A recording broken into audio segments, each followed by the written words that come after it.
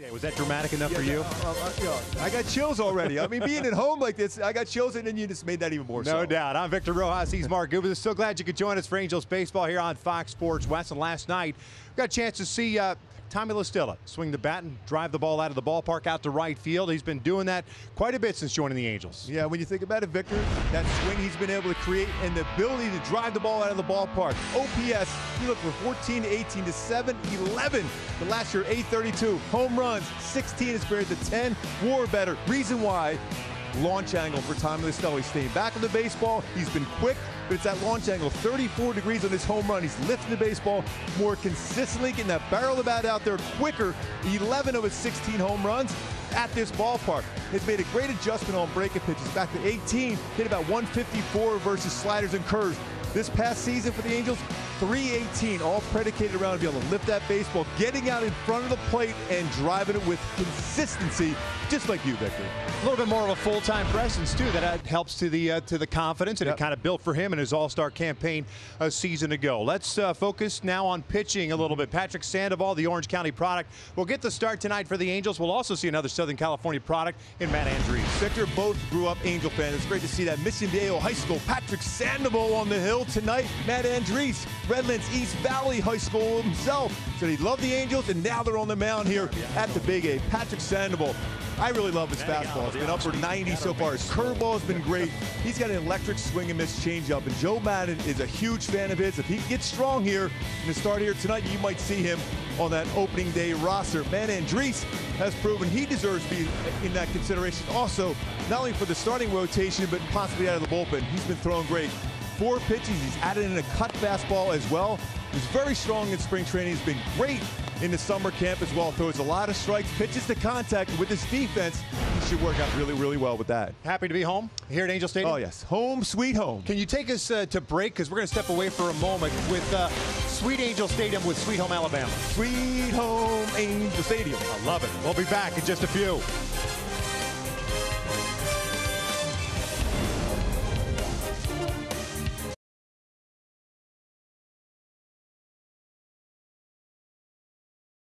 Welcome back out to Angel Stadium, getting you ready for the finale of the exhibition season for the Halos and the Padres. And mentioned going to break that the Angels played very good baseball here at home. You talk about most walk-off wins. How about last season, or actually since 2000? Oakland Athletics 183. The Angels fourth with 148. Last season, we had a lot of fun here at the Big A with the old drive home safely.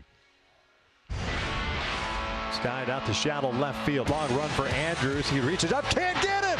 Calhoun will score! Jared Walsh with a perfect sand wedge for his first walk-off hit. That is skied to left field. Grossman's got to go back on it. Drive home safely! Extra base hit by Dustin Garnell and the Angels. Walk off. Theis skies went out toward right center field. Wilkerson moving back at the wall. Gone! Theis, your game winner, walk-off style. Ground ball to the right side. Tucker can't handle it. Let's get out of here. Drive home safely, everybody. Simba walking it off, and he's still running. Simba's roaring.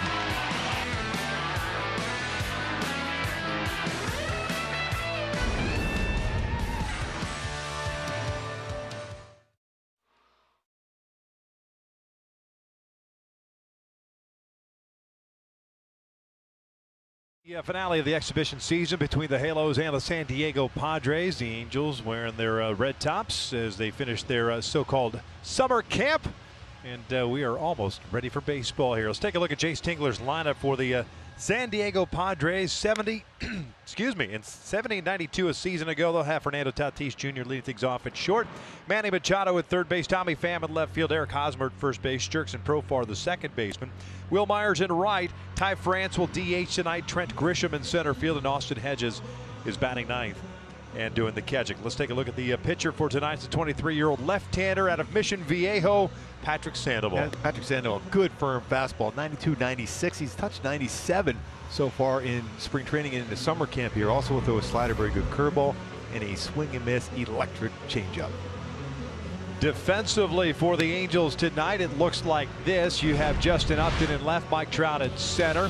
Taylor Ward getting to start in right field. Matt Thaiss and Angelton Simmons on the left side of the infield. David Fletcher and Tommy La Stella on the right. It's the second start for La Stella at first base this exhibition season. Jason Castro behind the plate.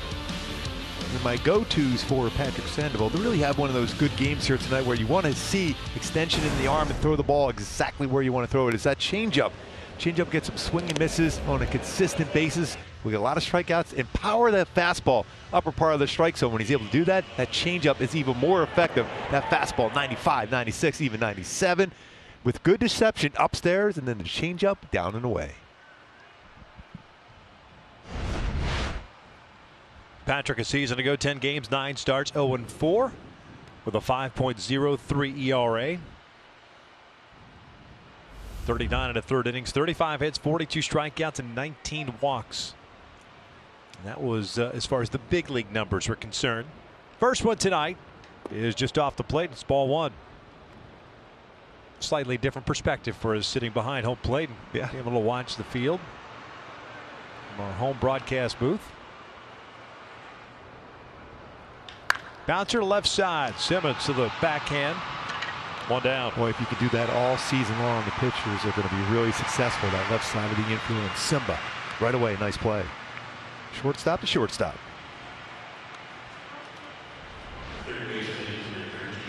And there was a good pitch right, and Simba able to backhand, strong throw across the diamond, get Tatis, who runs well down the line. Biggest thing you saw out of Patrick Sandoval last year that would help him get to the next level. In the minor leagues, you had a whip of in the 1.7 range. At the major league level is in the high 1.3. That's walks, hits, innings pitched. What does he need to do to make, and granted, he's still a young kid. What does he need to do to take that next step? That first pitch strike, because that sets up his changeup. His curveball is really good. His slider is excellent as well. And I mentioned in the go-tos, he can run that fastball just above the belt to get a lot of swing and miss and some pop-ups to boot. Joe Maddon said he really likes his deception. If you notice with his delivery right now, it's that abbreviated stretch position. Allows him to stay balanced a little bit longer, a little better. But it's all about his deception and his delivery now. Machado takes outside. If you notice, you really don't see the baseball as a hitter. We got a real good view from up in our booth. How he hides the baseball well. A lot different than what we saw last year. But you have to have trust and belief in your ability to throw strikes, and it won't be hit hard. And then you work ahead, and then you finish off out of the zone. On the corner, 3-1. Seems at times Patrick's one of those guys that may be his own worst enemy as far as letting the game speed up on him. Yeah, just slow it down. That's why it's so important this delivery has that balance over the pitching rubber. One out walk puts a man on for San Diego.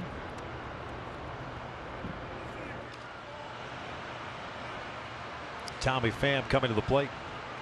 Especially when you think about changeups or secondary pitches, really important to have it balanced and not being too quick, because what you'll do is you end up dropping your elbow, and it's difficult not to elevate a changeup up and out of the strike zone when you're too quick. It seems like it's much easier said than done, right? To trying to slow things down. 1 Mississippi, 2 Mississippis. You're kind of like holding the baseball with a runner at first base. That's why you can even practice whether you're at home or even, you know, up in the clubhouse or dugout. Is just staying back over the pitching rubber. It's almost like you're balancing on it.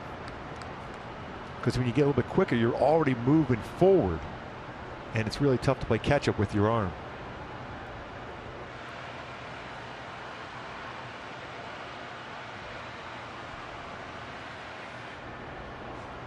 Not a big lead at all for Machado at first base. That's down and in, 2 balls and no strikes. I'd imagine the mental side of it is trying to slow yourself down. Is that maybe you, I don't know, think that you're losing some of your adrenaline while trying to do that. Yeah, your aggressiveness. Yeah, this is how he is. This is how he's pitched pretty much his entire life.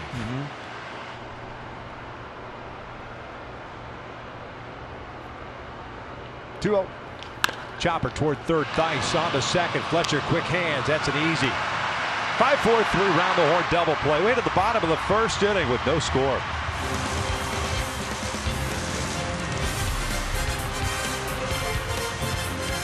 Lineup for the Halos tonight. You'll have David Fletcher. He'll be leading things off. And He is playing second base. Mike Trout is in center field. Shohei Ohtani at DH. Justin Upton in left. Tommy La Stella at first. Taylor Ward's in right. Jason Castro behind the plate.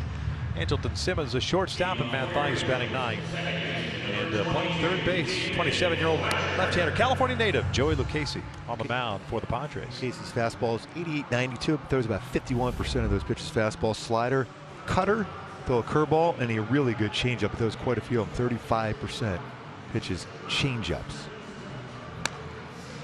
Take a look at the Padres defensively behind Lucchesi. It's Pham in left, Grisham in center, Myers in right. The infield with Machado, Tatis, Profar, and Hosmer from third to first. Hedges behind the plate.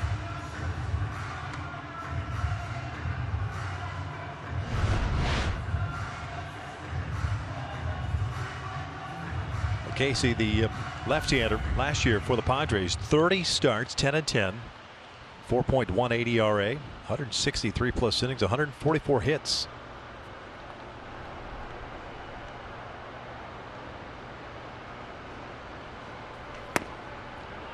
Little Terry Mulholland with that back, the way he throws the baseball, that little hook in the back and delivers it, Lucchesi.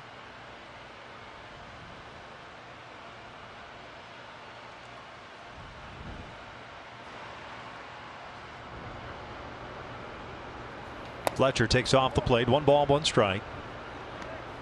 One thing you don't see a whole lot from David Fletcher swinging at the first pitch. Very patient.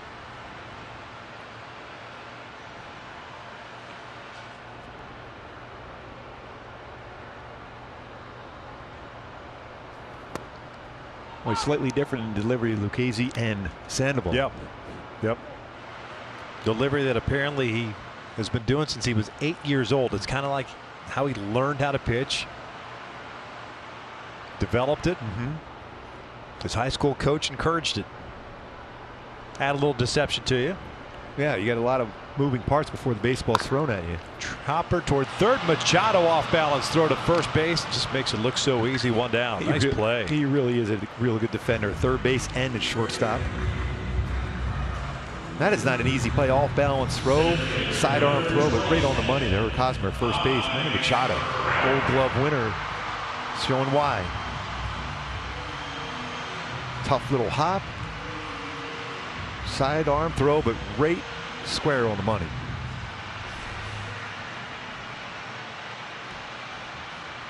One out, nobody on for Trout.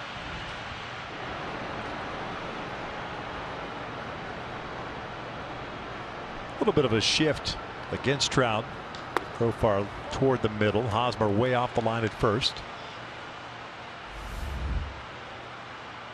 Lucchesi throws a lot of changeups, but Trout can really hit a changeup.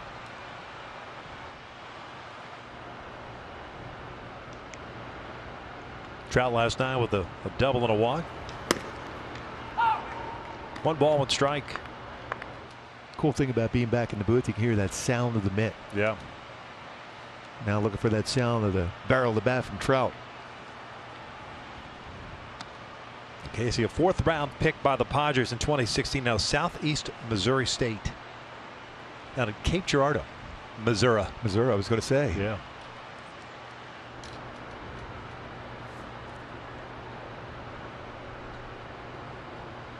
There's the 1-1. 1-2. Would you have been able to do a delivery like that? No. Well, I had that. Almost impossible to drop a drive, too. Yeah, exactly. A little bit like Kershaw you see with that. Yeah.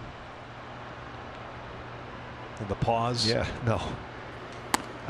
You know me, I don't have a whole lot of patience. That's very patient delivery. That would be difficult for me to do. You don't? No. Get out of here. Yeah. It's been a while since we've been together, so yeah, I guess. Yeah. Now I remember. You're right. Lack thereof patience. 2-2. Check swing foul. They do have the stadium noise, or fan crowd noise, if you will, in here. You'll hear the murmurs. You hear there was a roar after the anthem was played. Fantastic anthem. Yeah. That wasn't us. No, it was very quick. Yeah. There was a roar afterwards, courtesy of the crowd noise. 2-2 now. And got him. That was a good pitch. Yep. Tied up Trout with a fastball, and he looked like he might have been looking for his changeup.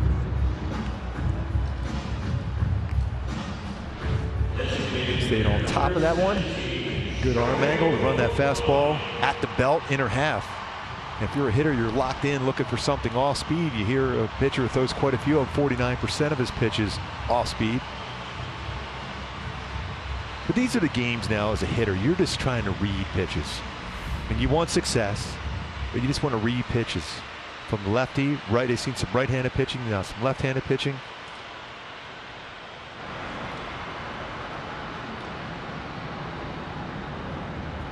Shohei looking at a strike.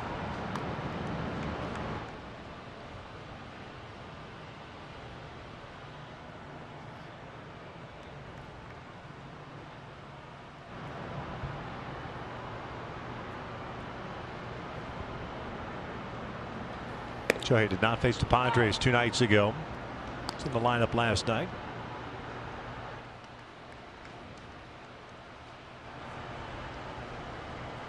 Final tune-up before Friday.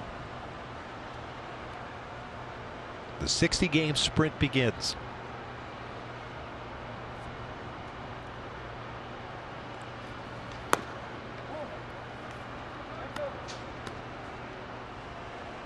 It's going to be a lot of fun up there in Oakland. Friday night and 3-day games. Frankie Montas versus Andrew Heaney making his both first Major League opening day starts.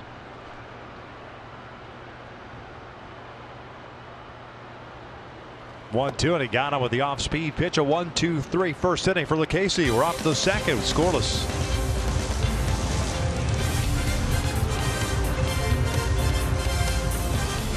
Angels' final tune-up game before season starts on Friday. I'm Alex Curry, and the big news that we got today is that Anthony Rendon will not play opening day. Joe Maddon said it will for sure be one game, but he's expecting it to at least be a couple games in Oakland that he will miss. Now, the good news is he is improving. He's getting his treatment daily. However, because it is a lingering oblique issue, they don't want to push him too hard and risk having him re-injure it and miss the rest of the season. So at this point, he's considered day-to-day. But the good news, guys, is that Maddon does have the flexibility with David Fletcher and Tommy La Stella, and he's said numerous times that he wants to get these guys in the lineup on a daily basis.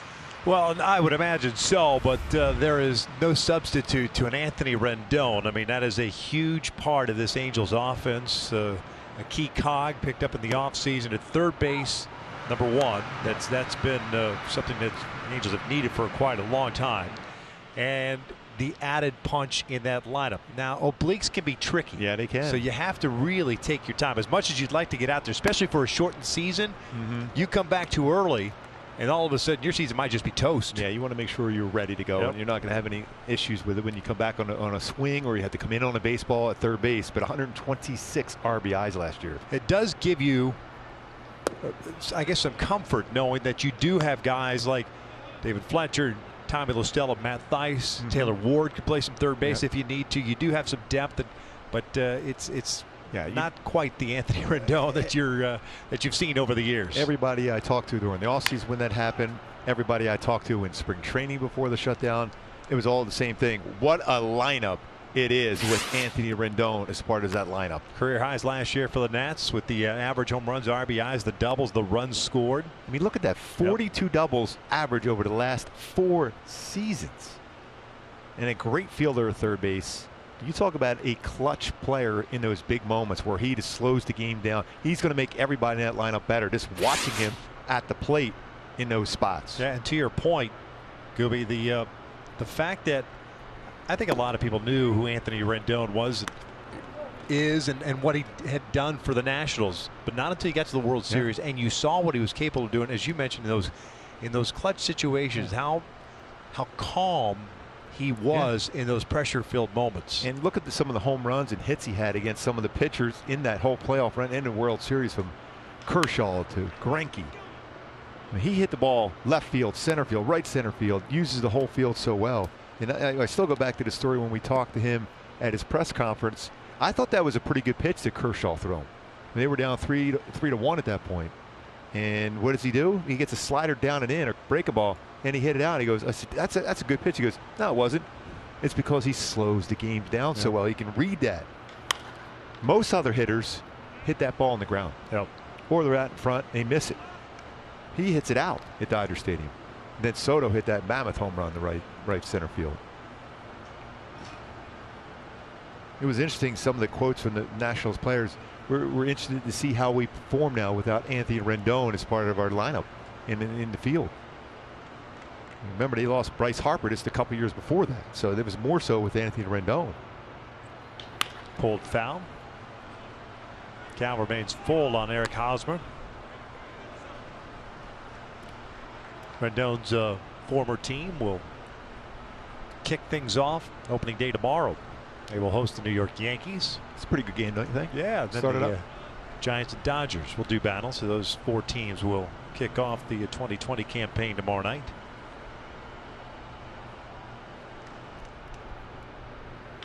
Out toward left field. Is it going to slice back to Upton? It does. 1 down.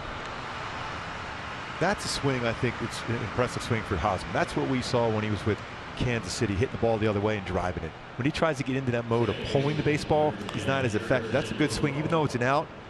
It's a good swing for him, and nice play by Upton out and left.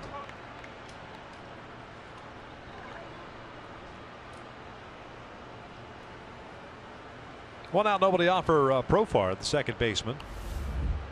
You remember last year with Sandoval, it seemed like every game he had a 50-pitch limit, and that played into his mind as well. I mean, you're trying to get through 3-4 innings, maybe somehow get to the 5th inning when you're at that 50-pitch mark. It's hard to do that.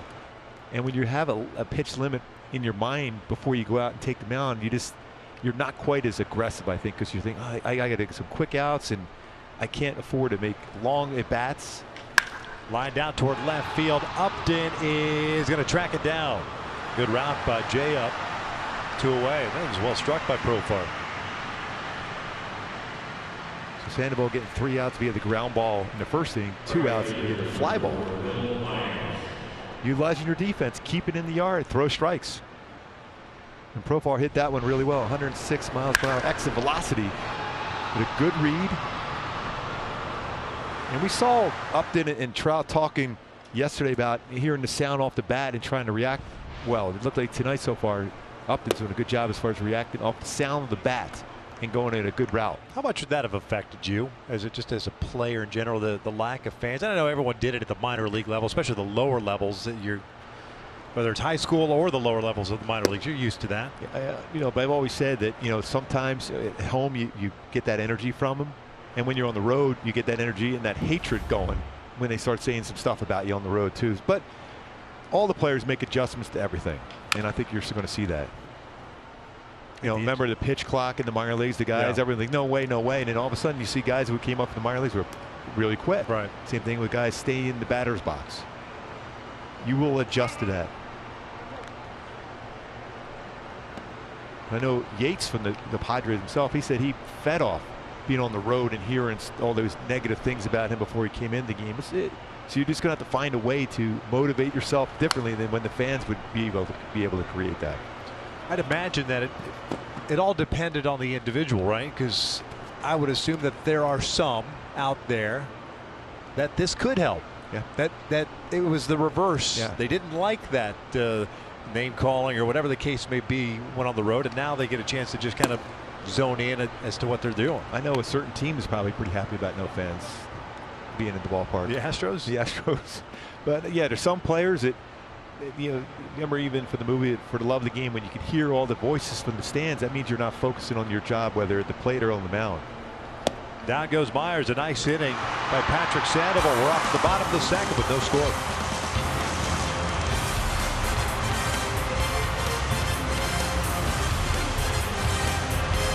Fox Sports West is brought to you by Hyundai. Bring the epic summer savings now at the Hyundai Epic Summer Sales Event. And my go-tos to have success here in that second inning against Joey Lucchesi is you've got to be ready to crush a mistake fastball. 18 home runs versus his fastball last year, and make sure that changeup is strike. This is a 181 batting average versus a changeup mentioned. 35% of his pitches changeups, majority out of the strike zone. Bring it in the zone, better chance. Well, he had himself a 1-2-3 first inning, including a couple of strikeouts. He'll get Upton, LaStella, and Ward.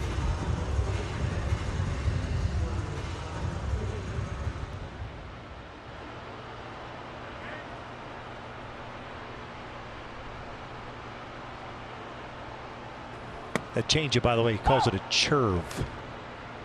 Churve? A churve. That's his name for the changeup. It's not bad, right? No. It had an average of 8.9-inch vertical drop last year, the most movement of any pitcher's changeup by more than a full inch. The next was Noe Ramirez. Wow. You see it right there. And it's a 181 batting average versus it. So it almost acts as the break and drop of a curveball and split and change all in one. Churve, baby. Churve. Churve. 2 balls, 1 strike. The churve. You can see those numbers versus the secondary. I mentioned 18 home runs, 260 versus his fastball. Just 5 home runs allowed, 183 combined versus his secondary pitches. Very impressive. A lot of it has to do with this delivery, the deception. And his arm speed on that one, because you see all the stuff going on, and then all of a sudden this stops the pitch as it's coming towards you. And you know what? If you've got that much movement on that pitch, you know, a lot of times they talk about being able to throw that changeup to the knees and let it just die at the plate. You can almost throw it a little bit higher, which of course gives the hitter the perception that it's something firm, you know, at the heart of the plate. And all of a sudden, she gone. Yep.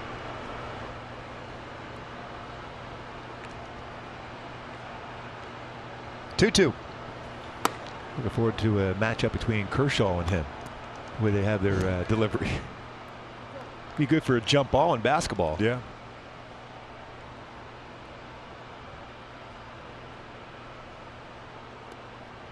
Tommy LaStella on deck, then Taylor Ward.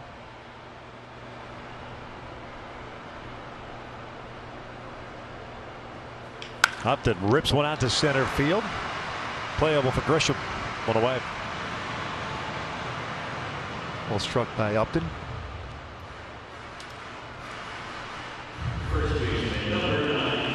Could be a huge part of this lineup this year, the depth of it.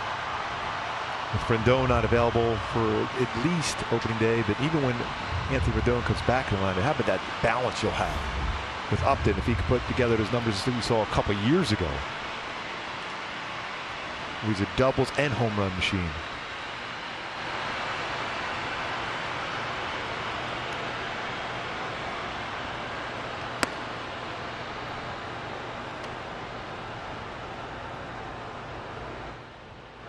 LaStella last night 1 for 3 with a home run.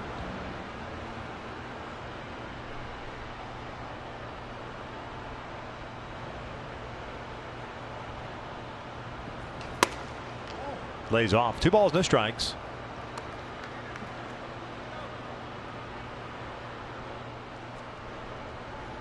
Mentioned 2 nights ago the Padres this offseason, the announcement of their uniforms going back to the brown and gold.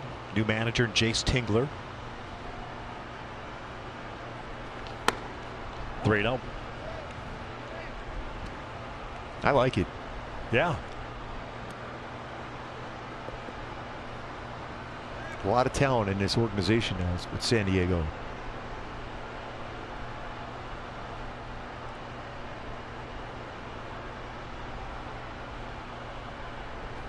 Tommy takes inside, a 4-pitch walk.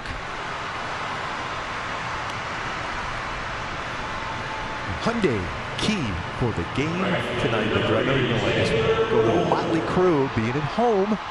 Home, sweet home. No Joe Madden, big rock and roll fan. Loving little Motley Crue, home like sweet home. Got to be some AC/DC over the weekend, since their 40th anniversary of the Back in Black album will be this weekend. 40 years ago. 40 years ago. 40 years ago. Crazy. There's Jace Tingler.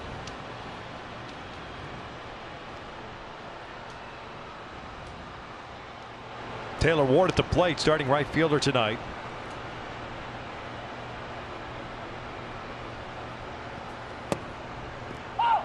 No balls and a strike.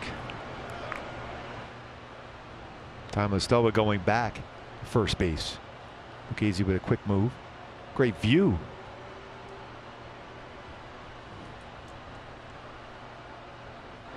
You wave it? Yeah, let's see if I can get my wave in there.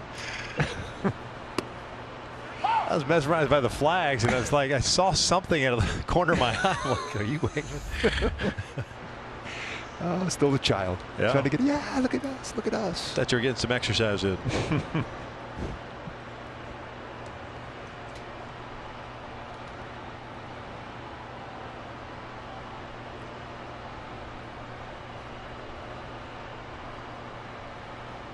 Gorgeous ballpark. 347 toward left. 390 to the deepest part of left center. 396 to center.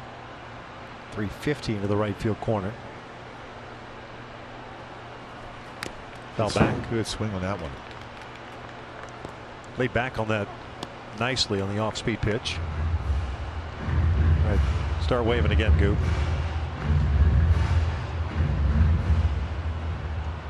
There he is. There. Yes. That's little Goopy up there. Hey.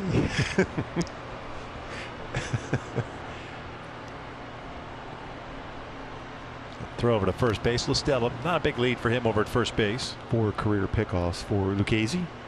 Doesn't give up a whole lot of stolen bases. 13 in his career. 8 caught stealing. Taylor Ward, 190 last year with the Angels. 3 doubles, a home run, a couple of runs batted in. 27 home runs at AAA. That off-speed pitch just missed a little bit high.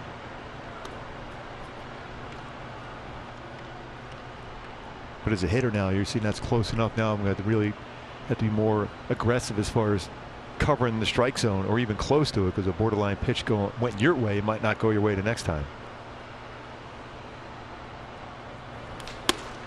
Called strike 3. And there's that borderline pitch that didn't go your way this time. Well, he's got that good fastball upper part of the strike zone.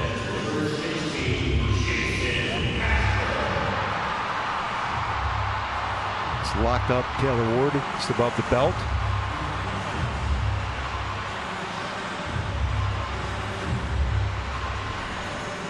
Jason Castro, the batter. That's 4 strikeouts, by the way, for Lucchesi.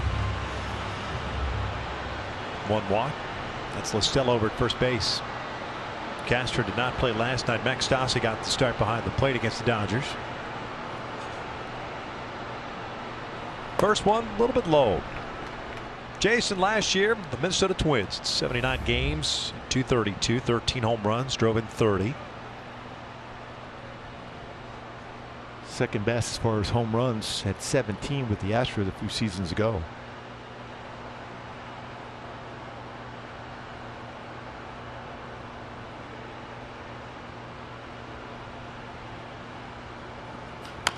Pulled toward first and foul.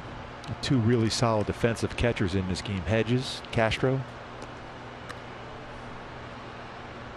Jesus Feliciano, Angels first base coach. He's been working really hard with Joe Adell out in the outfield too. Working with all the outfielders, but working hard with Joe Adell. He's done a nice job as far as getting better and better with reads off the bat. Worked with the corner here at the Big A.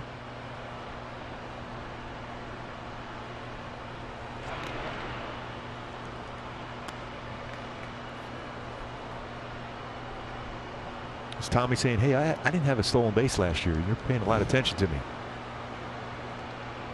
All-star, man. Yeah, so He realizes all-star. yeah. Never done. 1-1.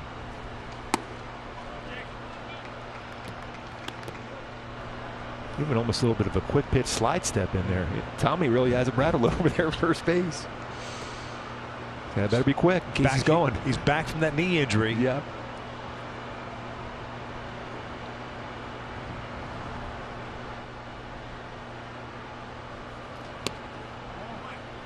Did not go.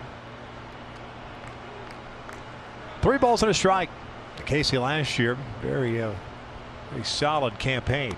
Led the Padres staff, starts, innings pitched, wins, strikeouts with 158.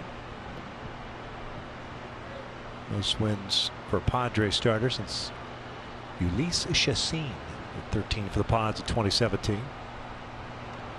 Chacin just signed, right? Atlanta? Yeah, I thought he just was let go and then signed with Atlanta now. I think it's Atlanta. Yeah.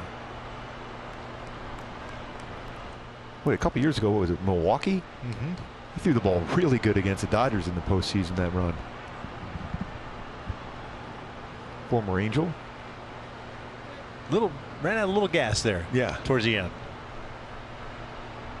Mostella's going to take off 3-2 with 2 outs. We're in the second. It's back toward the middle of base hit. Tommy will be able to turn and head to third. Grisham gets it back into the infield. Hosmer in the middle of the diamond, able to cut that ball off. So first and third, and Andrelton Simmons coming to the plate. Using that big part of the field for Castro. Stayed back on that. Good level swing. Mostella easily goes first to third.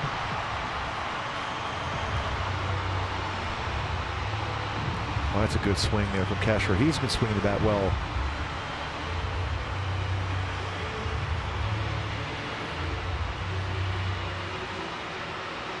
Castro, Stassi, they both have been swinging the bat well. They're known for the defense.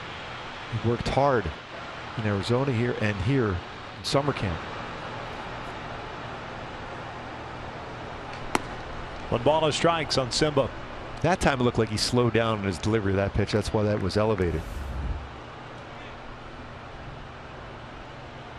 In the outfield, the Padres shading Simba to hit the ball the other way.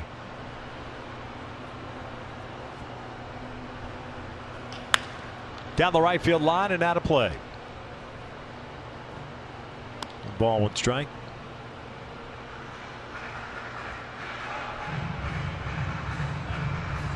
Simmons last night 0 for 3. 264 last year for the Angels. Has been real good with runners in scoring position throughout his career with the Angels.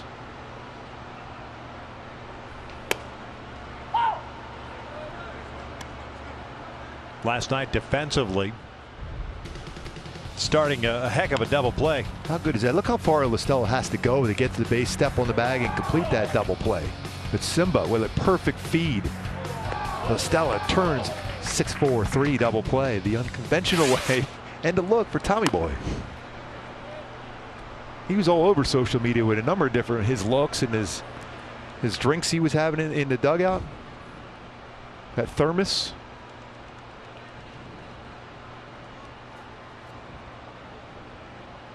He is Tommy Boy.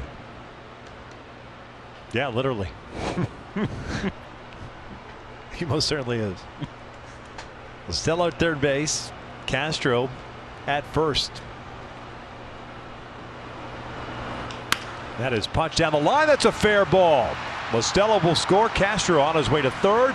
Simmons on his way to second. RBI double, and the Halos have a 1-0 lead. That is Simba at his best. Putting the ball in play. RBI situation comes through. Love the fact that we've seen him hit the ball that way quite a bit. Picking up a double. 19 doubles last year, just inside the line. And it's elevated. You're going to be able to put that ball in play like that. Simba brings home the first run. That's above the belt, staying back. Going the other way. I love that. Remember we talked about that in spring training last year. In the beginning part, he was trying to hit the ball in the air way more. Great numbers with runners in scoring position 17 and 18 last year. He was in that mindset of hitting more doubles and home runs, and it took away from his ability to just to put the ball in play like that and driving in a run.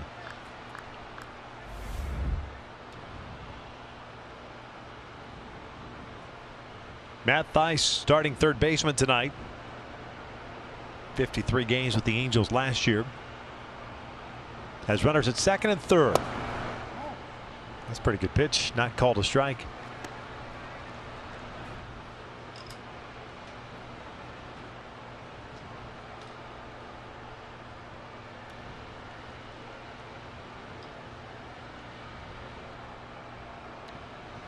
.42 pitches for Lucchesi.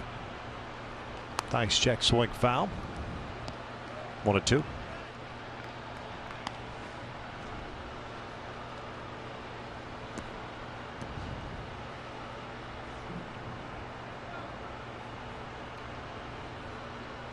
We thought after the strikeout of Taylor Ward, Lucchesi was kind of cruising. Got to a 3-2 count on Castro, base it up the middle, then Simmons with the double down the right field line.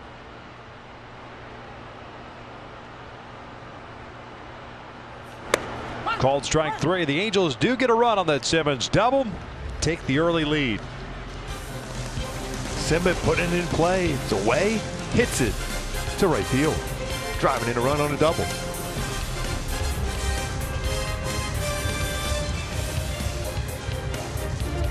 Top of the third inning.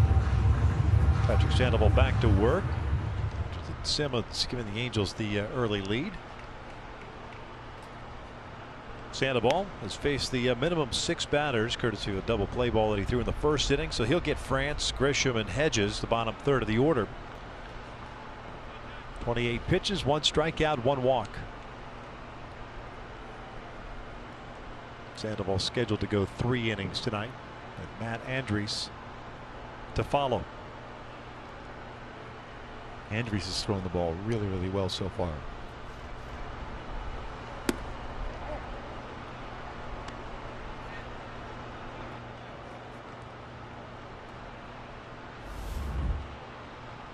Ty France, 234 last year with 7 home runs, 24 runs batted in.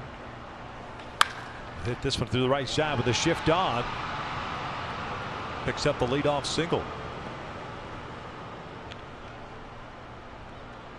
Let that baseball get a little bit deeper on the high fastball. A lot of room on that right side of the infield. Picks up a base hit. Inside out type approach with that shift on against him. Another Southern California kid out of Downey. See that area all the time driving down the 5 from the Valley. Played his collegiate baseball at San Diego State. 34th round pick. None of those this year. I was year. going to say there wasn't any of those. Nope. Not even a 6th round pick. Nope. Hasn't been able to get that first pitch strike over. Just 1 of 8. It's something that Mickey Callaway has talked with all his pitchers. The importance of that. Issue with Jaime Barria last night too.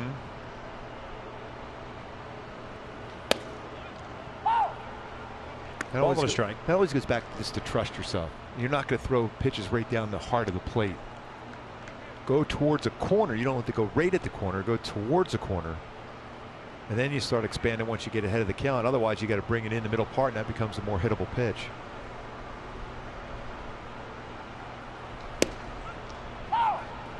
One or two.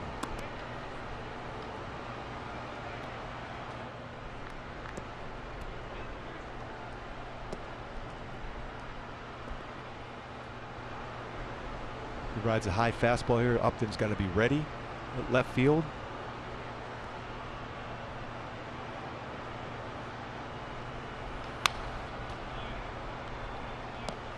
.93 down at the bottom part of the strike zone. Not an easy pitch to hit. Well, he was touching 97 in Arizona. And this is 2nd time back on the mound. He's had a couple bullpen sessions. Missed the early part of summer camp.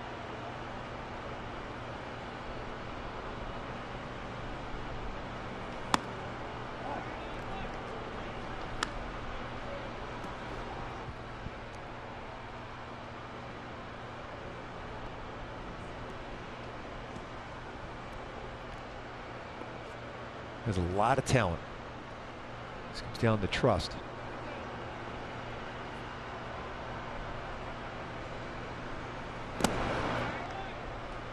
Full count.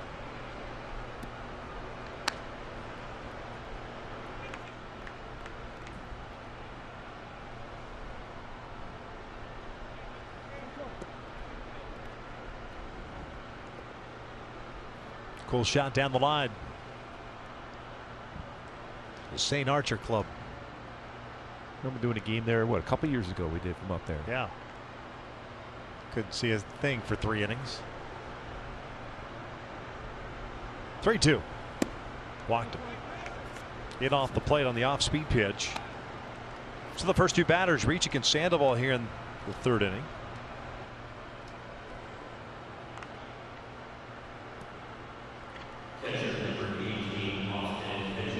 Joe Mattingly, a huge fan of Patrick Sandoval, but you want to see him more consistent in the strike zone.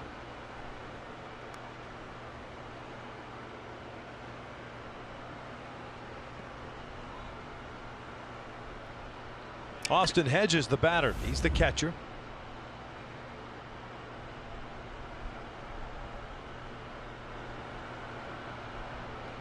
Joe at bunt.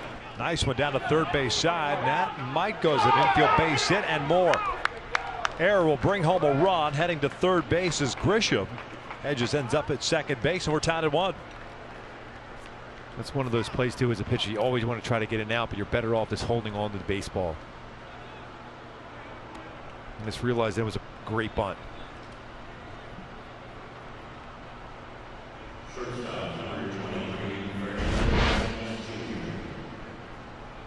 That was a bunt for a hit. That was not a sacrifice bunt. Mathias playing way back on that one. So it's really the only person who's going to have a chance to get to that is going to be Sandoval. And that throw is going to go right into the runner. Tough play to get to that if Tommy Stella.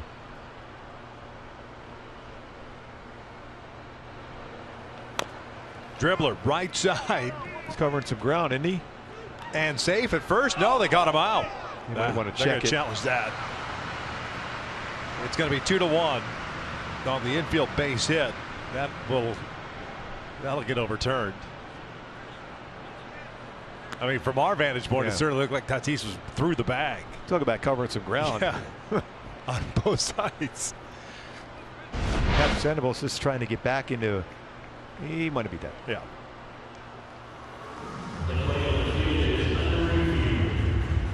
But I mean, you're going down the third base line, the first base line. It's a really tough play for a left-handed pitcher. Baseball down the line like that. Credit Tatis for running hard down the line. Yeah.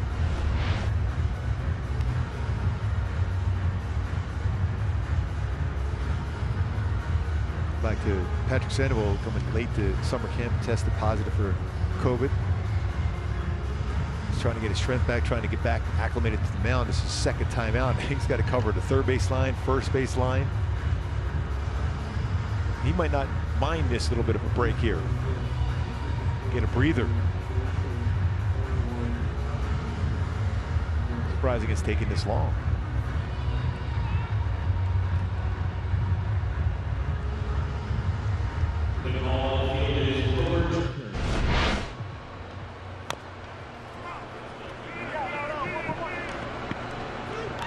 And there's really not a lot you can do as a left-handed thrower on that one as well.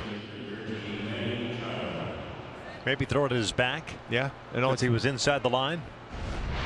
may have done that a few times, believe me, and it worked about 70% of the time. So I'm telling you, there was quite a few of them. 70% of the time it works every time. Yep. Awesome. Yes, indeed. RBI single for Tatis. This was line to left field. 3-1 Padres. Sandoval unable to record an out here. Tatis big turn. Nice heads up play by Upton to throw behind him. So Machado with 2 hits on the evening.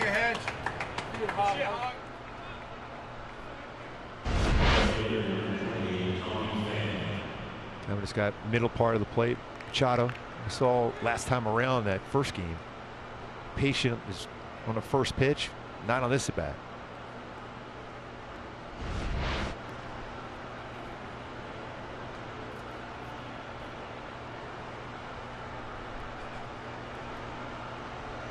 Still nobody out. Tommy Pham the batter. He grounded into a double play that ended the first inning. Takes a strike on the inside part of the plate. And really, I mean, you could just rewind this third inning for Patrick Sandoval and just go to the Trent Grisham plate appearance. Ahead of the count. Couldn't finish him off. Ends up walking him after going 0-2. After France had the base hit to lead off the inning. But base hit and an error. A little flare. How about this? Just kind of snowballing. Tatis being waved around. He's going to score easily. Taylor Ward's throw goes toward third. Simmons cuts it off.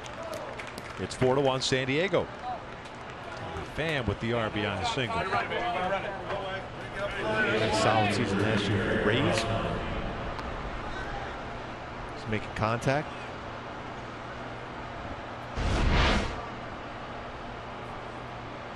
So while I mentioned the walk by Sandoval, the rest has been somewhat death by paper cuts, right? Mm-hmm. They'll just bunt. They'll base it by Tatis. It's a pretty aggressive base running in this game as well by the Padres. Good hustle too. It all started with that slow roller by Tatis to beat that one out of first base. A lot of times when you're a really good player, power type swinger, then you hit a slow roller like that, you're kind of frustrated, but he felt he had a chance to get a base hit and he picked it up.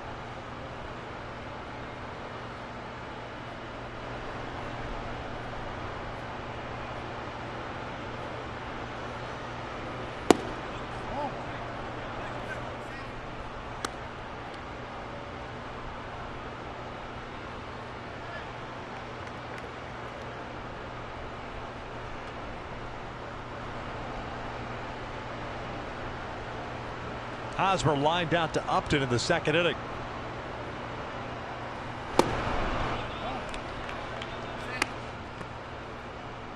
This hasn't been consistent with the strike zone on the secondary pitches either, but it's there.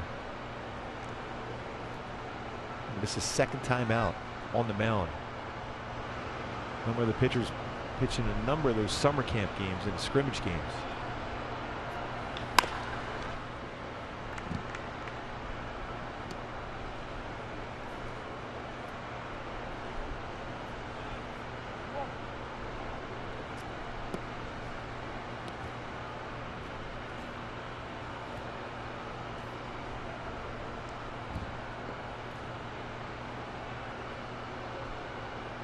Machado at third, Pham at first.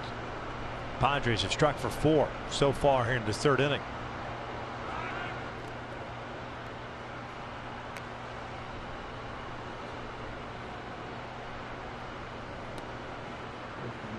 Hosmer's second lowest launch angle in baseball last season.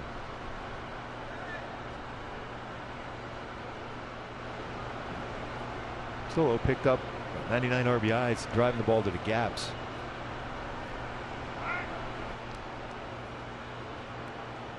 Pham 25 stolen bases last year. Sandoval keeping an eye on him.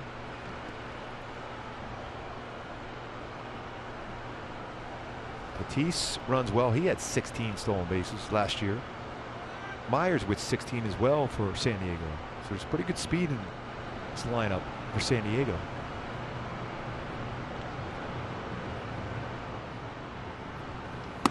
Strains him up.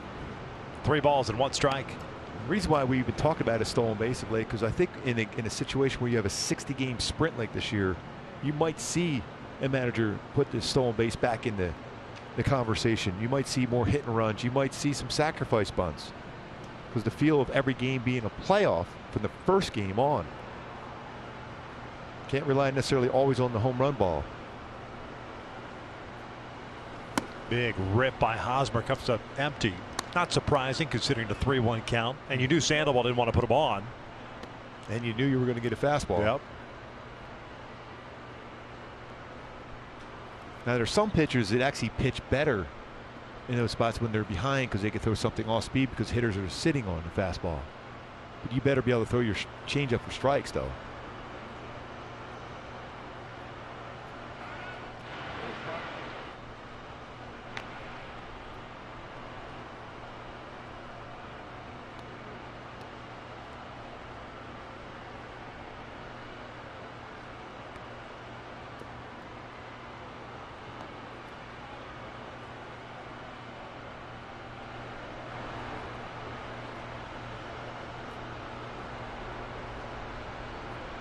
Pham's going to be on the move here.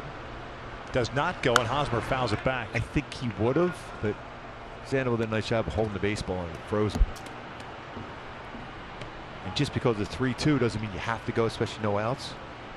And if a pitcher holds the ball like that, it's very difficult to time them and go.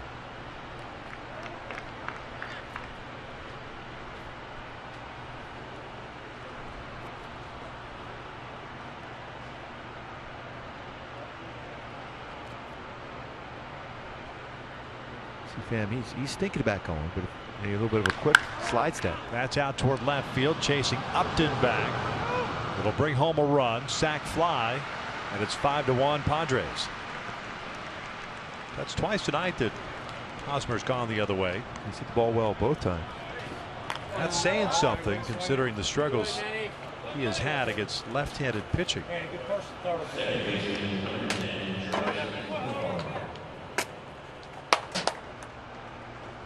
And keep in mind, numbers really don't matter a whole lot to Joe Maddon, Mickey Callaway. What they want to see from Patrick Sandoval is consistent with his arm slot and hitting his spots. That's been touch and go for him, but see if he can finish off strong and try to get these last 2 outs. Pham remains at first base, 1 away.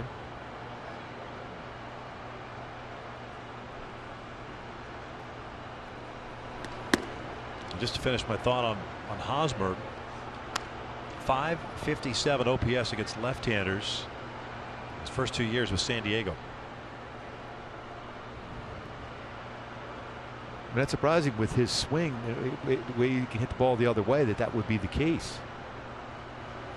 It's not like he's up there trying to turn. Normally, we're trying to turn on a pitch from a lefty.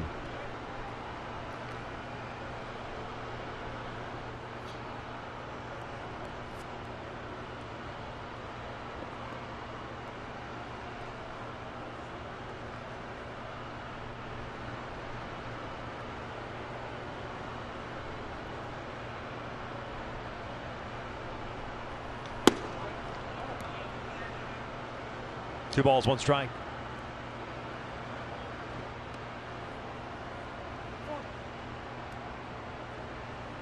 Profar fly ball to left field. Well struck in the second inning, but right to Upton.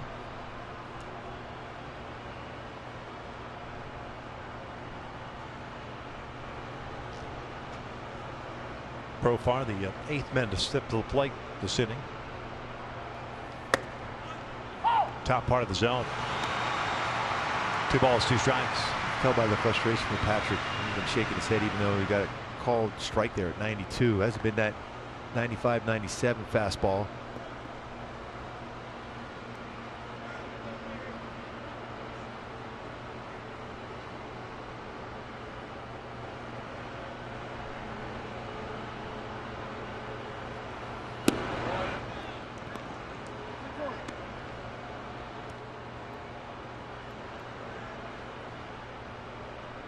High above at Angel Stadium.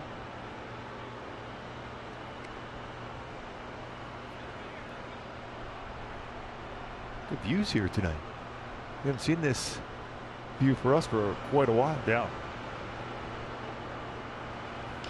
Little flare out to shallow right field. That's going to fall in for a hit. Pham's going to try to go to third. Here comes a throw from Taylor Ward. Matt Thaiss, a great tag.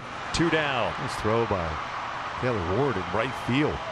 Remember, he's caught some games in summer camp. He was drafted as a catcher. He's played some left field, played some third. Strong throw out in right field, a quick tag. And that's going to be it as the Padres are going to let Sandoval take the dugout seat considering the amount of pitches. So we're stepping away. Padres, though, leading at 5-1.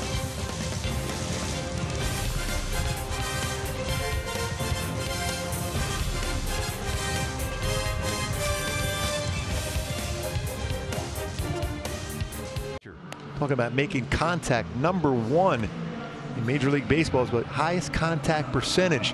It's with 400 or more at bats. Contact percentage 90.4% of the time. Michael Brantley, a great year he had too. Joe Panik, Eric Sogard, always good against the Angels, and Anthony Rendon, 87.1% contact percentage. It's pretty amazing though. 126 RBIs, a home run guy, yet you still make contact like that in Anthony Rendon. But here is Mr. Contact, David Fletcher. Mr. Contact to you, pal. Yes. Fletcher Chandotani, the top third of the order for the Angels. Yeah, it's not even contact, it's Mr. Contact.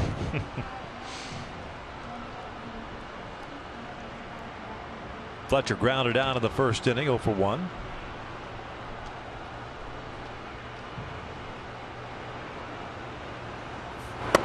Ball at a strike.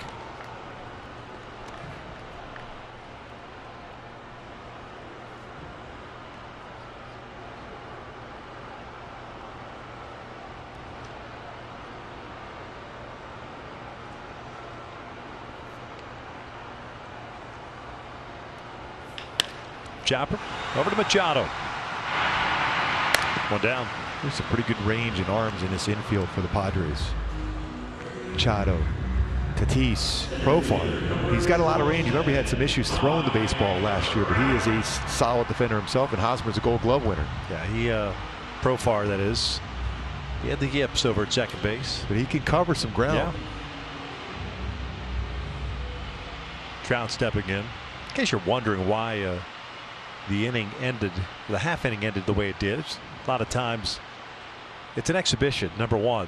Two, that half inning took a while, and I'm sure Jace Tingler doesn't want Lucchesi in his last tune-up to sit too long on a cool night. Patrick threw a lot of pitches and then gets this guy an opportunity to get back out on the mound. Yep. It's all about keeping everybody healthy. Ball and a strike. Mike struck out looking in the first.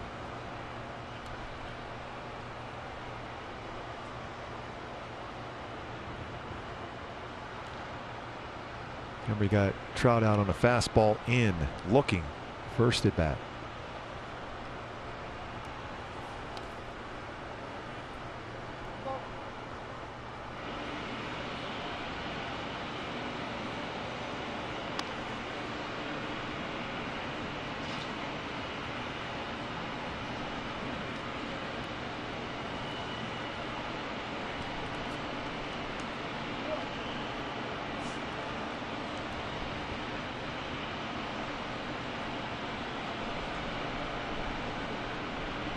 He's going to go in with a fastball again.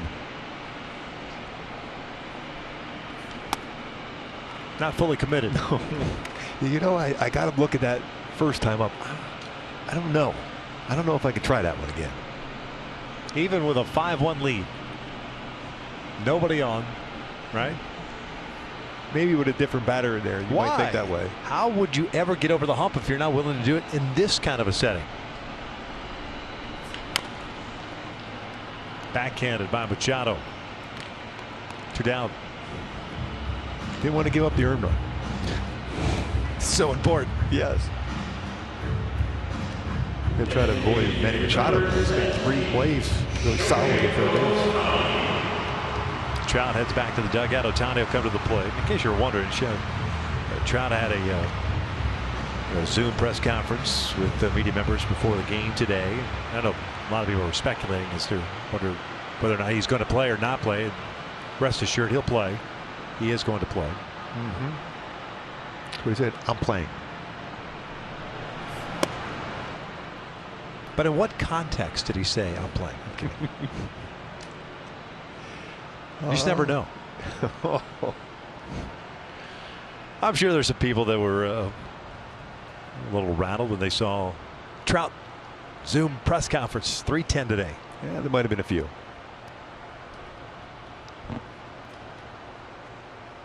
Shohei struck out swinging in the first.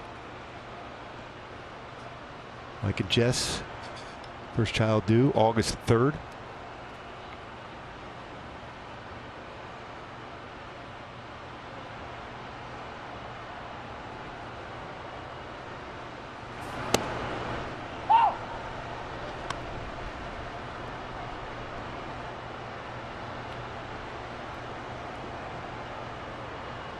Two hits for the Halos.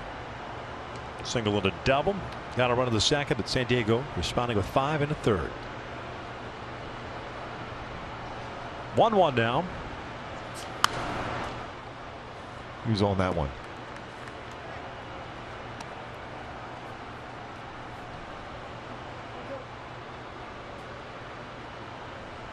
Played the shift on Shohei. Machado's out in shallow right field. Tatis, the lone man on the left side. There's Matt Andres. He'll be coming on to start the 4th inning. Scheduled to work 2 innings.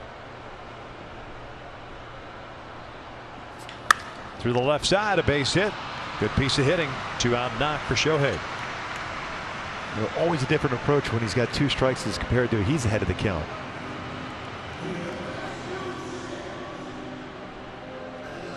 You may see a pinch runner for Shohei, who will finish out the summer camp. Can't wait to see Shohei Ohtani swing the bat and pitch this year. Looks like it's Jack Kruger pinch running. Nice job of staying back. Look how deep that baseball traveled in the strike zone before hitting it by the shift.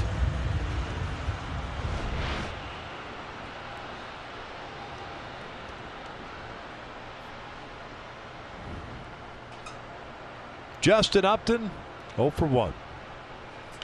Ground ball right side, that will sneak through. Kruger is going to turn and stop right there.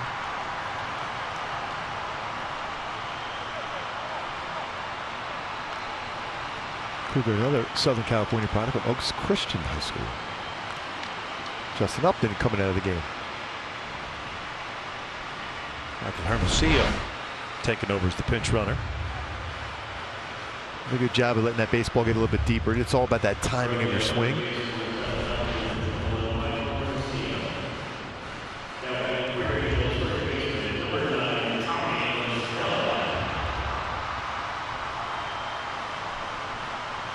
I almost expect Tommy Boy to be ready on the first pitch here. Hit over 300 first pitch swinging last year. 313 as a matter of fact. 2 on, 2 outs. Tommy takes a strike. Padres, by the way, will open the campaign on Friday at home, welcoming in the Arizona Diamondbacks. Angels will start a 4-game series in Oakland Friday night.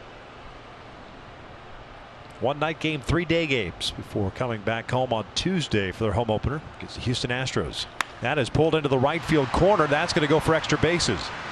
Kruger easily will score. Hermosillo is going to be stopped at third base and has to slow down, stumbles. Hopefully he's all right.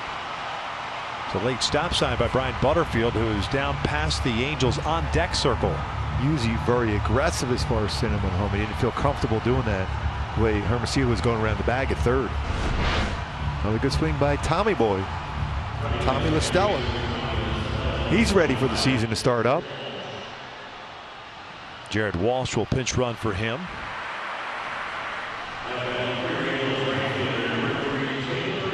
Paul Myers did a nice job of getting that baseball in quickly.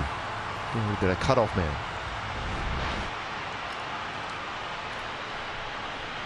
5-2. San Diego leads it.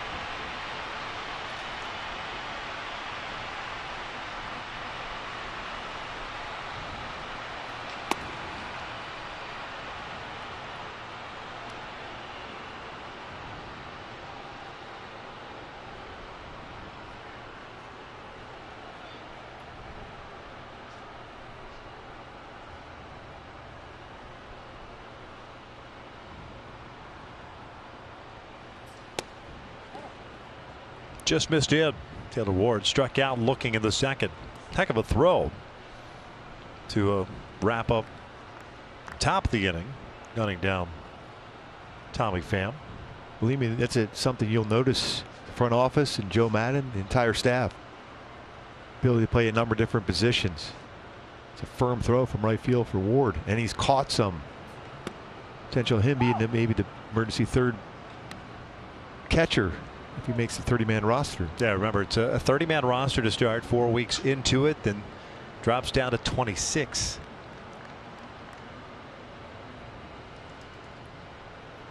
I know Alex Curry talked about that in the pregame show as far as Joe Maddon had a conversation about that 30-man roster. Still some questions to be answered as far as the roster.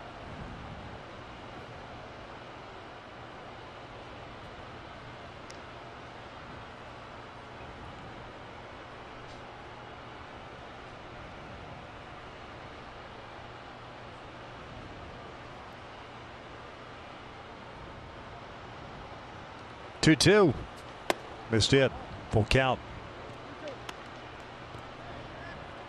For that long time on the bench for Lucchesi, not quite as crisp as you saw him in the first couple of innings. 4 strikeouts. A couple quick outs, ground ball outs to start the inning though. And 3 hits in a row. 3-2 count now. Missed it. 2-out walk. 4 straight have reached for the Angels here in the third.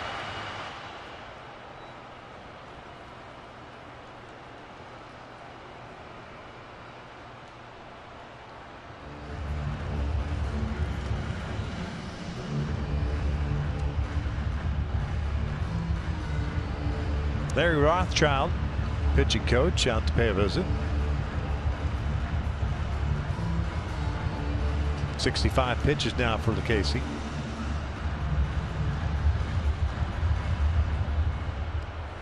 Hey fans, visit angels.com/home for a list of ways to watch, listen, and stay connected. Visit angels.com/home today.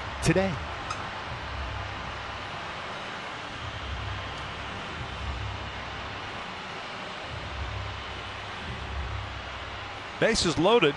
Hermosillo at third base, Walsh at second, Ward at first. 5-2 Padres.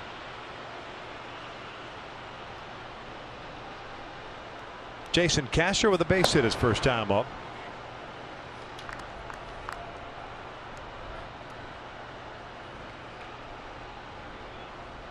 All started with a nice piece of hitting by Shohei Ohtani, beating the shift, going the other way, letting the fastball get deep in the strike zone, hits the ball to left field on the ground.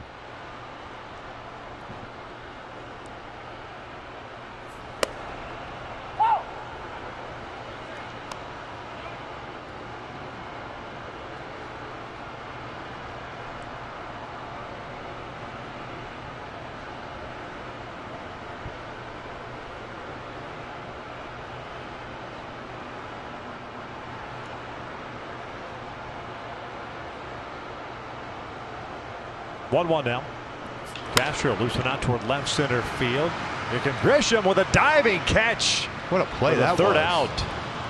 That could have been 3 runs scored. What a play by Grisham. Be able to cover that ground, dive. Good timing. Outstanding defensive play. Iser, head still, dives. Great play.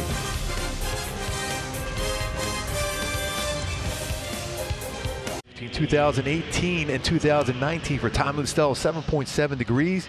In 2018, all the way up to 12.9 degree on the StatCast as far as launch angle and the successful swings for the All-Star Tommy La Stella. And his swing tonight, same thing. Gets underneath the baseball, the launch angle, and drives it in the corner for an RBI double. Stella really has been into that, and he's been successful.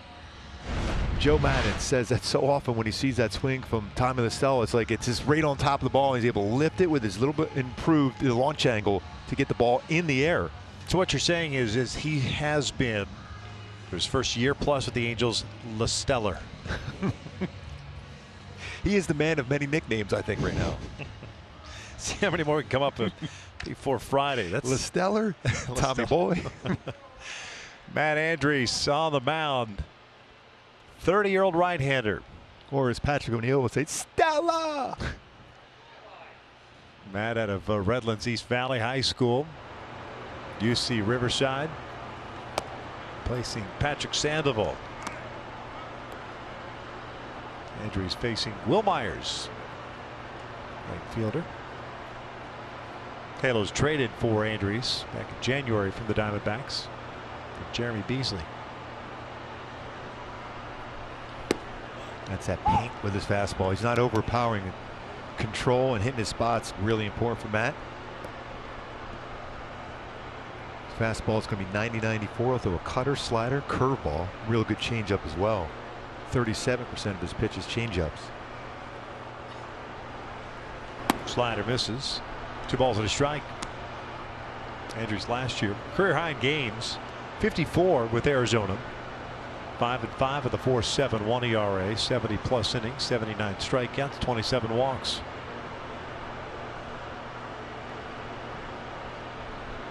UC Riverside. Clay Percival. Padres drafted him in the 3rd round, 2011. 3 balls, 1 strike.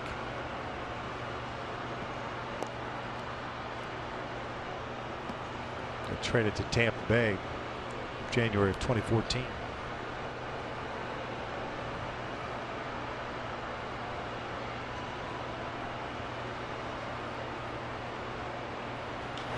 It's out toward left.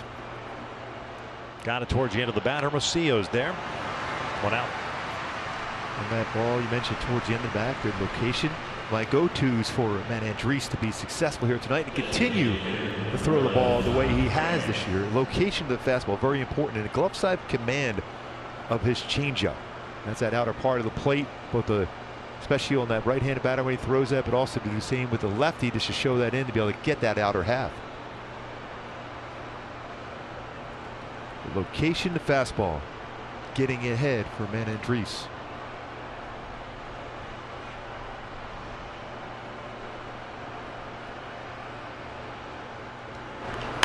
France swinging first pitch, fouls it off. No balls to strike.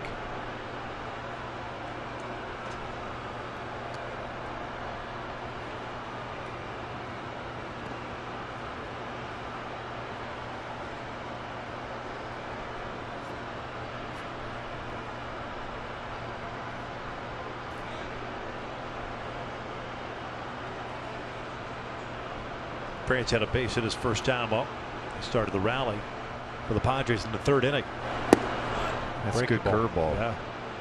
We get the call now. It was good location. Pretty good tilt to that pitch.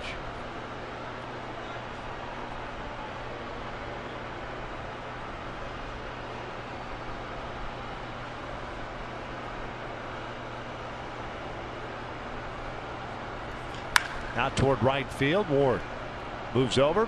2 down.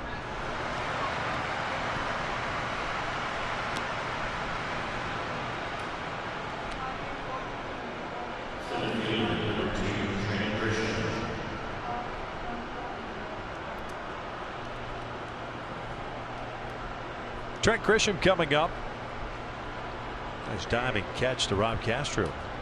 Let's go back to that curveball a couple pitches before that fly ball out. 26.73 as far as spin rate on this curveball. That is a very good curveball.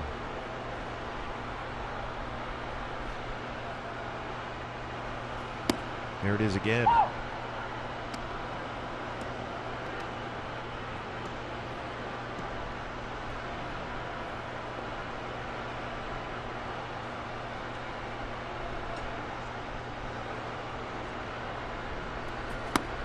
Top part of the zone. No balls, 2 strikes. Grisham with a walk and a run scored in the third. Patrick Sandoval, by the way, went 3 innings tonight, 5 runs, all earned, 7 hits, 1 strikeout, 1 walk.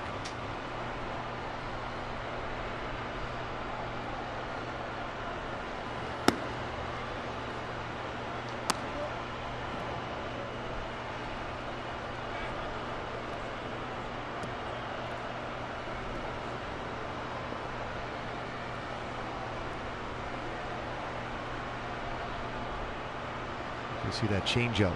Looks like that's what Castro wants to see from Andriese.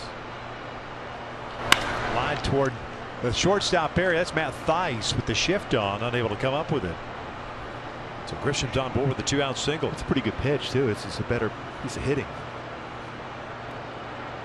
I think if you get that a little bit further on the outside corner, it's more difficult to do that, but still a good piece of hitting by Grisham. He's made a great play in the outfield as well.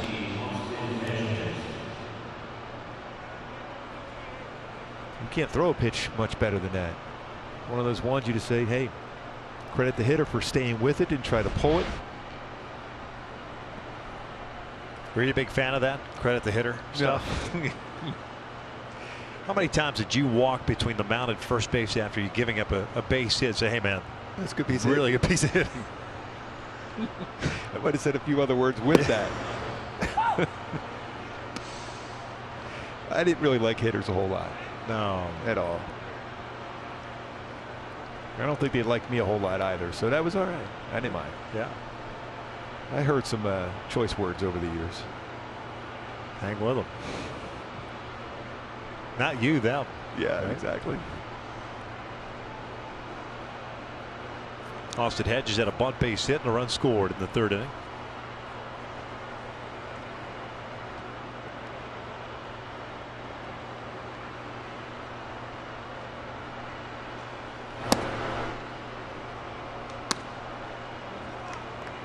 Working ahead. very important for Matt Andriese. He will give up some hits. That's why command and no walks is important for him. So right away with this defense, it's a perfect combination for him. It's more of a pitch to contact guy. Utilize the defense.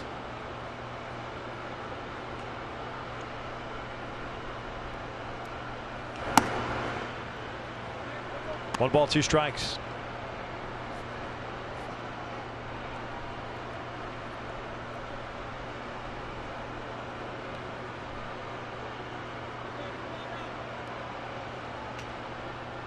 Shift is on. 3 on the left side. Jam Jones replacing David Fletcher, playing up the middle. Out to right, playable for Ward. No damage against Andriese. We will head to the bottom of the 4th. Angels down 5-2.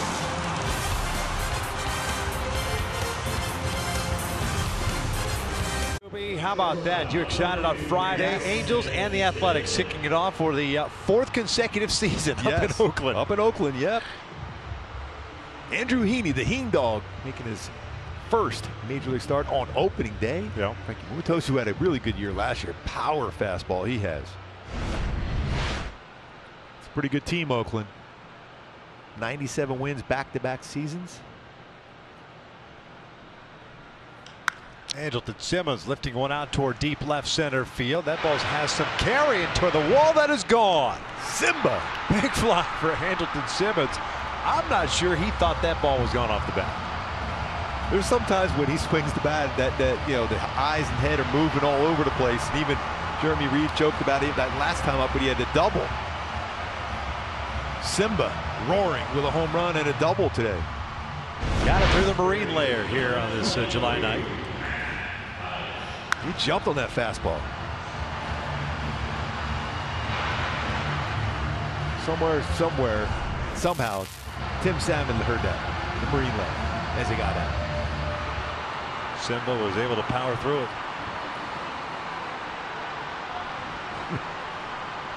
We love you, Fish. I'm expecting a text message from Tim here any second.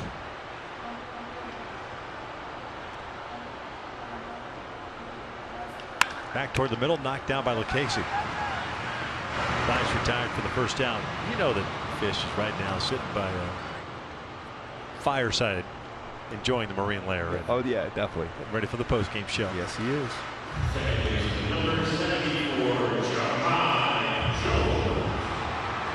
Fish in focus today, Tommy Listelli. Yeah. This Fish in focus was almost looked like it was filmed from the SS Minnow. It was a 3-hour tour. Right. Just waiting for Thurston Howell III to bust into that backdrop there. Love it.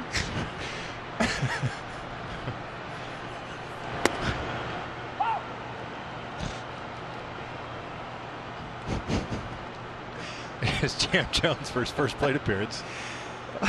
David Fletcher went 0 for 2 tonight. He's done for the evening. It's amazing how long that 3-hour tour lasted for. Just trying to go to the other side. Should have just taken a little ferry over to Balboa Island. Yes.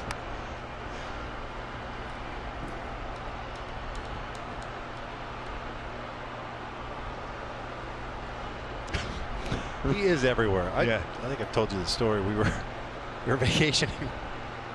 We were in Hawaii. I think it was our first time to Hawaii, and the kids and family wanted to do paddle boards. Yeah. Never done a paddle board before, and I was having a hard time. So I was just kind of sitting on the board, just watching my kids. All of a sudden, Fish pop out of the water. Dude pops out of the water. He goes, "What do you know about paddleboarding?" And he's got a mask on. And all of a sudden, like 5 other salmons pull up out of the water, and it's Tim Salmon had been snorkeling. I'm like, how random is that? He's everywhere. He is. Where there's water, there's fish. Don't mind us. We're just swimming through. Going upstream. 2 outs. Oh man. I think Fish will be on the postgame show tonight. Yeah. Yeah. It'd be great if he came on with an ascot. Give him time. He may do it. Jordan Adams took over at center field last half inning for Mike Trout.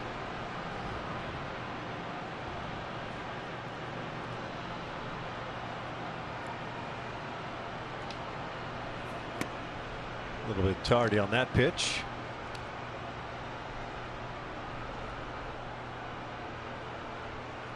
Jordan, the Angels' first round pick, 17th overall, 2018. High school in North Carolina. A lot of talent. Solid baseball player already.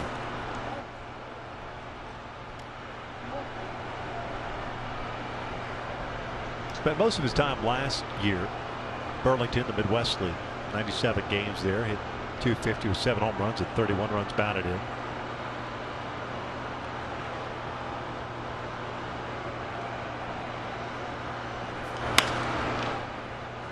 Two balls, 2 strikes.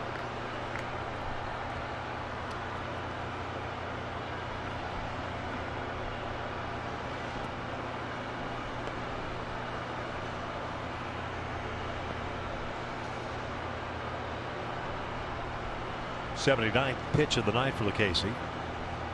Quantrill's ready to go for the San Diego. Getting in a little trouble. So he's out towards shallow center field. Long running for Grisham. He'll squeeze it. But Lucchesi gives up the leadoff home run to Andrelton Simmons. It's worthy Angels a little closer. of a Carlos Cam replay. That swing by Simba. Upstairs with a fastball, and Simba goes yard left center field. Double home run. Worthy of a Carlos Cam replay. Simba. To order via phone or email. Buy some of your favorite hats, shirts, bags, and more by calling 714-940-2618 or by emailing LAAteamstore@legends.net.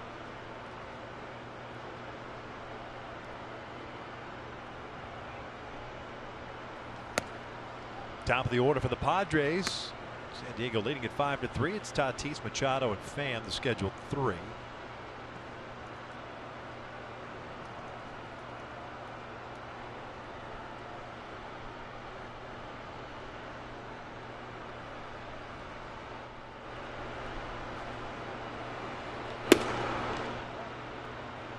Changeup.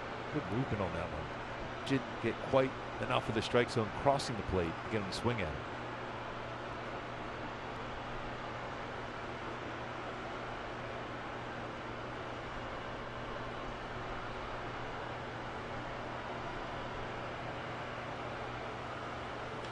Back toward the middle, Jam Jones shading that way. Makes the catch for the first out. By Jam, working hard, second base, our outfielder as well.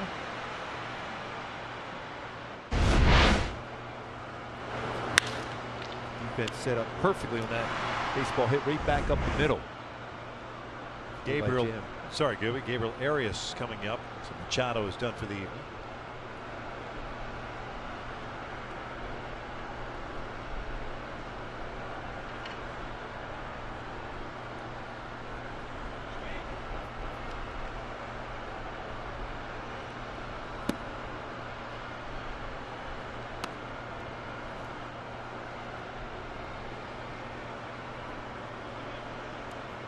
Abraham Almonte is on deck.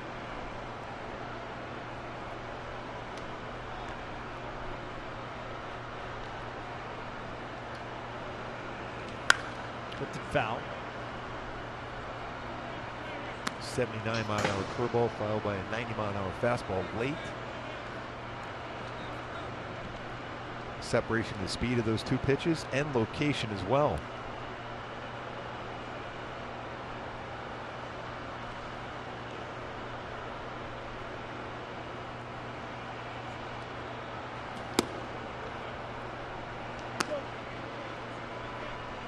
Arias, 20 years of age, native of Venezuela. According to Baseball Prospectus, pre-2020, top 100 prospect in baseball.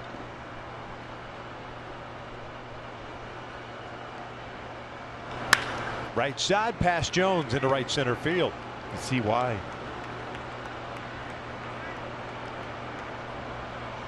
Two strikes on him. Breaking ball.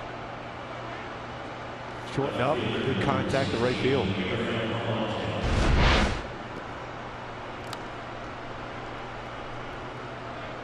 Bringing hands in and going inside out on that one just by Jam Jones. Just so short to the baseball. Yep.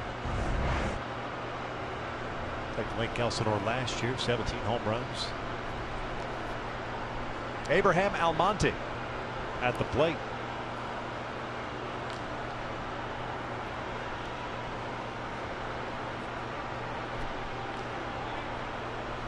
Offseason signee by San Diego. 31 years of age. He's been around a while. Broke in with the Mariners in 2013. Played 17 games with the Diamondbacks last year. Tommy Pham was batting in this spot and playing left field. Ended up going 1 for 2 with an RBI single.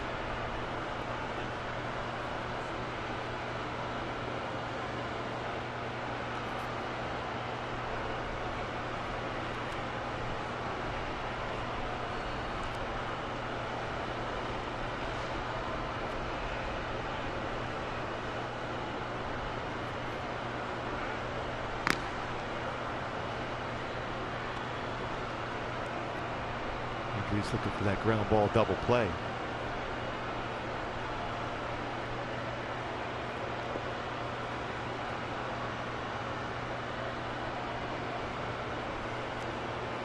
Quantrill looking on.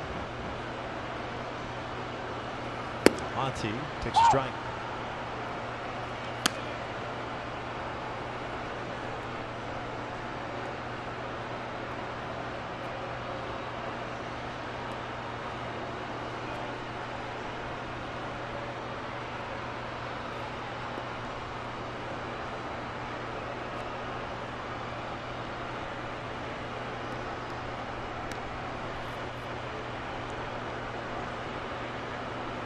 Oh, 2 on the way. Dribbler foul. Getting that good strike throwing mode for Andriese. Another chance to try to get him to swing in a non-strike.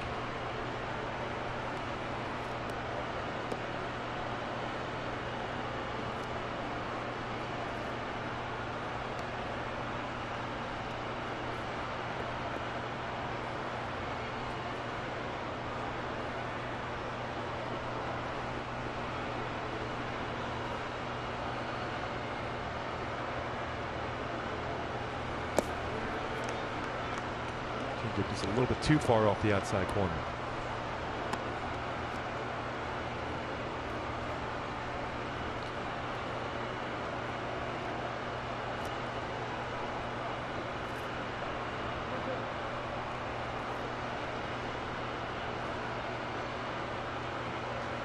One ball, 2 strikes. Andriese at 27 pitches.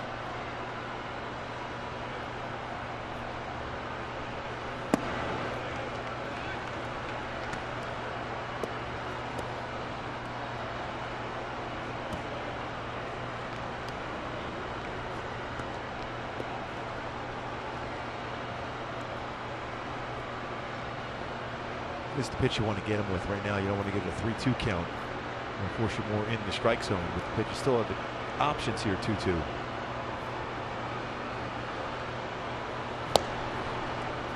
Good off speed pitch, got him. 2 down. Break ball. It was a cutter, it looked like. Cutter slider. Late action to it.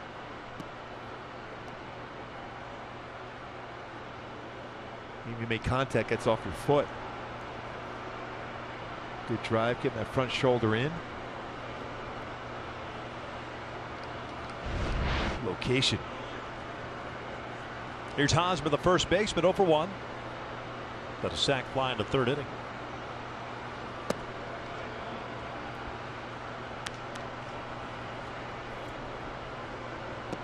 He's hit 2 baseballs very well to left field.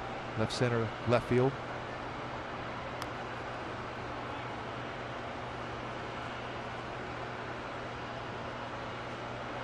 Monte talking about that pitch, about how that late break to it got underneath the swing.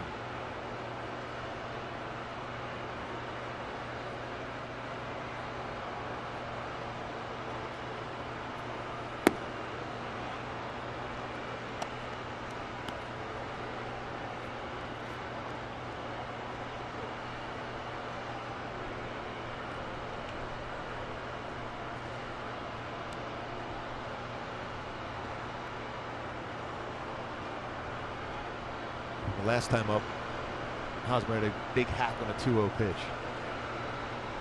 2-0 count now here against the righty, Andriese. Runner takes off, throw down to second base, a good one, and got him. Heck of a throw by Jason Castro for the third out. And his career has thrown out 26% of base stealers. Solid catch and throw.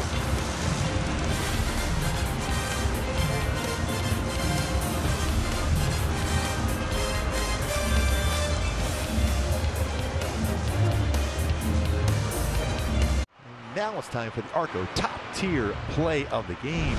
Castro behind the plate. 26% of base stealers he has thrown out in his career. That's a bullet he threw to second base to get the stolen base attempt thrown out. Jason Castro is our top tier play. Quick tag. Arias is out on the throw from Jason Castro. Big part of this pitching staff because he's going to control that with the calling of the game, getting some extra strikes called, and also with his throwing arm. Real good throw by Castro on the money. Quick release, too. This one's a little flare out to shallow right field. That's going to fall in for a base hit. So Kruger with his first at bat has himself a leadoff single. Remember, he pinch ran for Shohei Ohtani in the third inning. Pretty much all the regulars for the Angels are out of the game now. Only two remaining to start the game. Taylor Ward and Jason Castro. Cal Quantrill, 25 years of age. 6-8 last season as a rookie with a 5.16 ERA. Got a pretty good fastball, 92-96. We'll throw a slider, curveball, and a changeup. Stanford University. First round pick by the Padres in 2016. His dad, of course, Paul Quantrill. Doing very well. He briefly played with the Padres in 2005. Arceo swings through the breaking ball.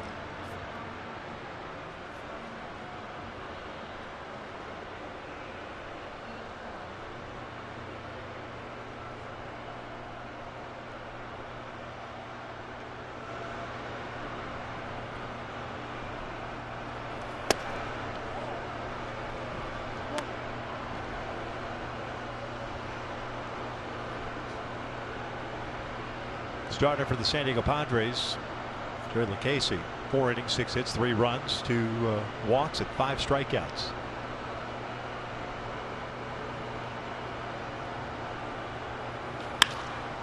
Out toward left field on a base hit for Hermosillo. 2 on to start the 5th inning. By the way, go back to that pop time for mention how quick that release was. Jason Castro, 1.98. Home for last year, led the major leagues with a 1.89. That's how quick that was. Read that baseball. Jason Castro. Always helps, especially when you've got a guy on the mound and not overpowering. You have the release, and he's quick to the plate. Yep. Jose Molina is really good as a coach, bullpen coach, but also working with the catchers. We're working a lot in Arizona and a lot in summer camp as far as being quicker and quicker. That pop time, 1.98 for Castro on that one.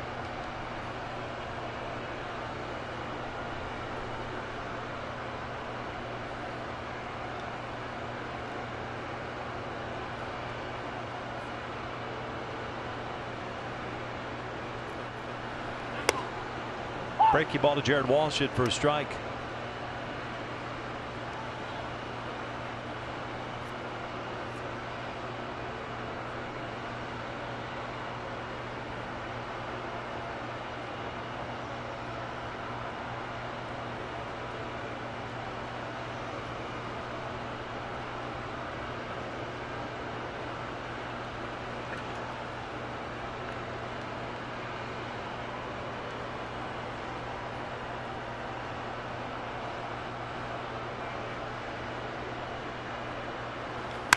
Bouncing toward third, and that just goes foul.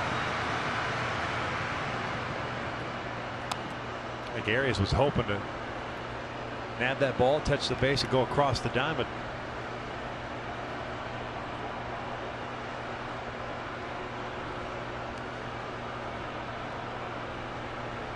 Walsh got it out the end of the bat, so he needs some new lumber.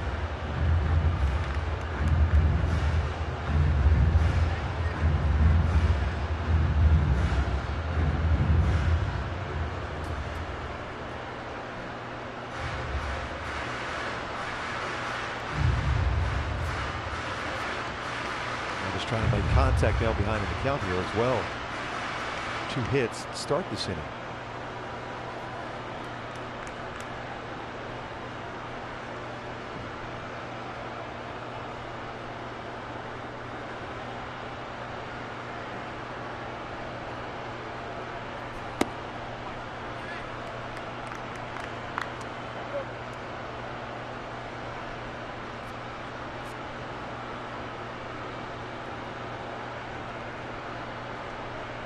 Five runs, 7 hits for San Diego. 3 runs, 8 hits, 1 error for the Angels.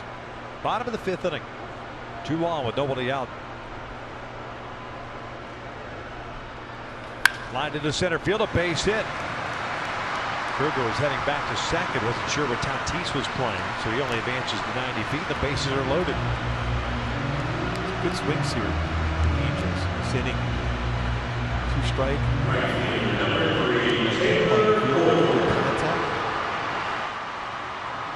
Read that pitch off the plate, the pitch before. This time gets a fastball and lines it right back up the middle. Good swing for Walsh. Good balance, drive towards the plate, get that barrel of the bat out. It's a good sound.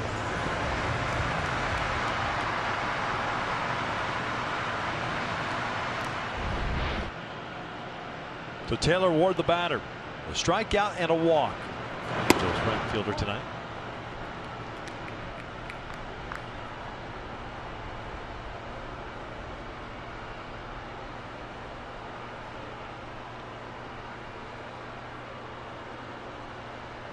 Defense back at double play depth. 1-1.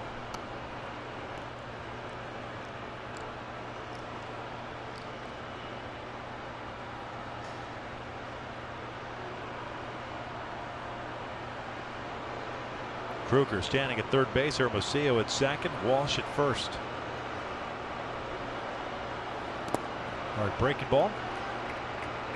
2 balls, 1 strike.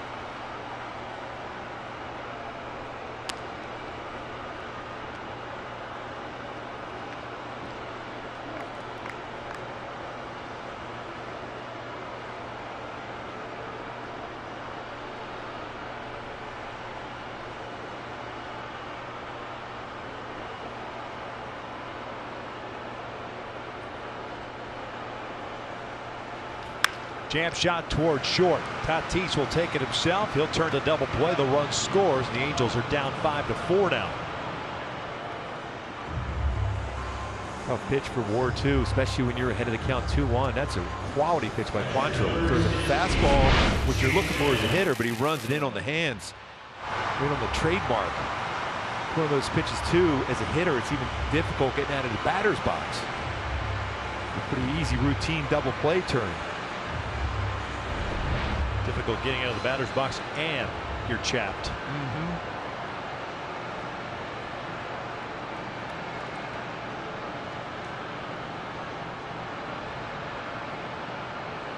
That's one of those things too. You probably had conversations with your dad in certain counts when you know what would a hitter be looking for 2-1 in an RBI situation.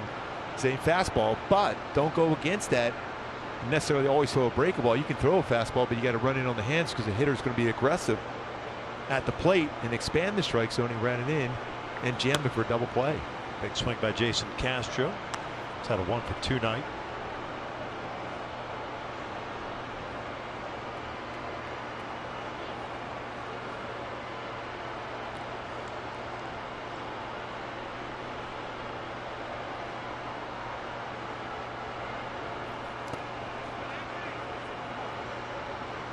The hedge is so smooth behind the plate.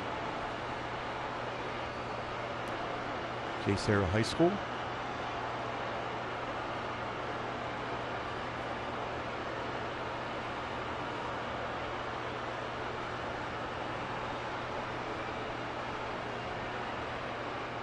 One, two down. Castro goes down swinging. The Angels get him loaded, get one out of it through 5. Pods lead it 5-4.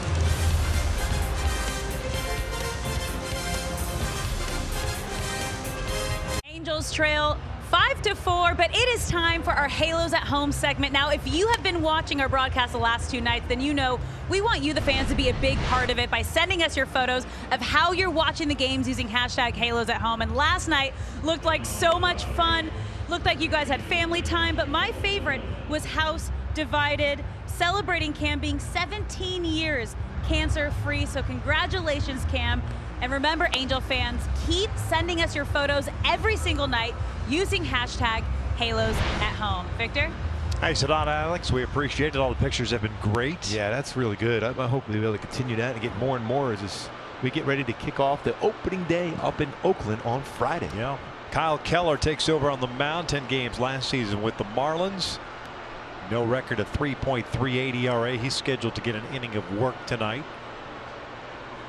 Angels picked him up in a trade with the Fish back in January. New catcher Taylor Ward behind the plate, and Brandon Marsh takes over in right field. So Jason Castro no longer in the games. First one from Keller, a little bit high.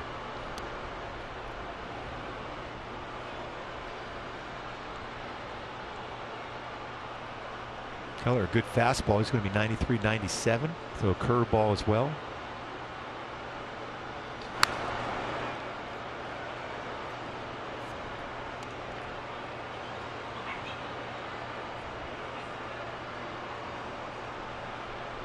Almost had our first foul ball up towards us. Owen Miller batting in Hosmer's spot.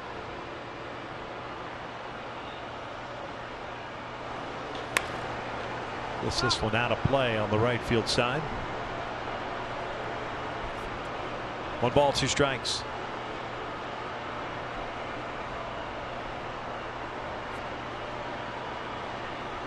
Profar on deck.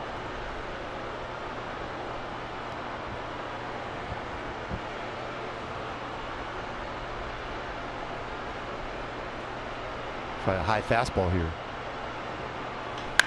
Out to right. Marsh has to go back on it. 1 down.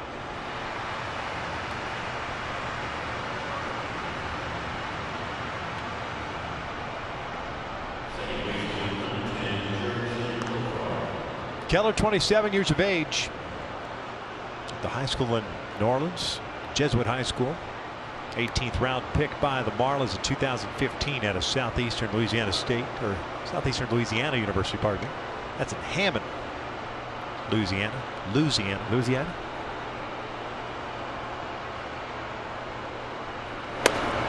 That's a good fastball. Great location.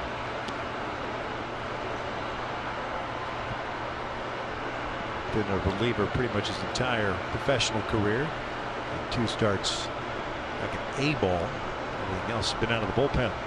Profar, switch hitter, spins around the hit from the left side. 1 for 2 on the evening.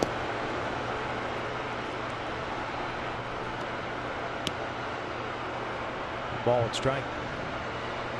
Seen a cutter from Keller as well as his fastball and curveball.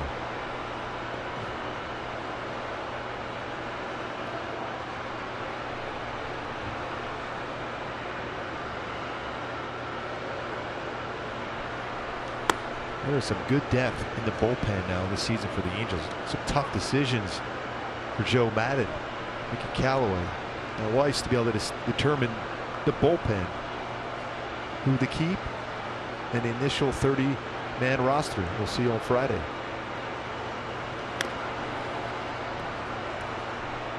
Two balls and 2 strikes. We'll see about a lot of things on Friday.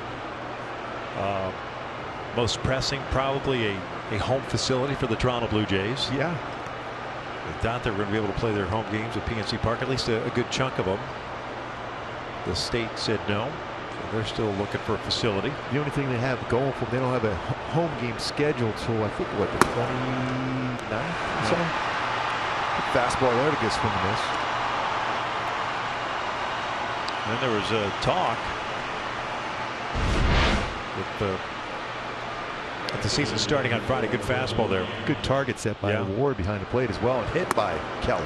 But with Friday coming up in the start of the season, actually start of the season tomorrow for the Angels, it's on Friday. But all of a sudden, out of the blue, some murmurs about Major League Baseball and the Players Association talking about expanding the playoffs still.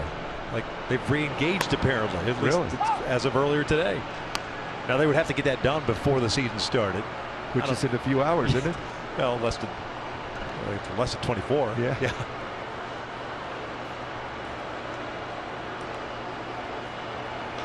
A little flare out to right field, a 2-out knock for Wil Myers. There was a lot of talk about that initially. What there were supposed to be 14 teams instead of 10.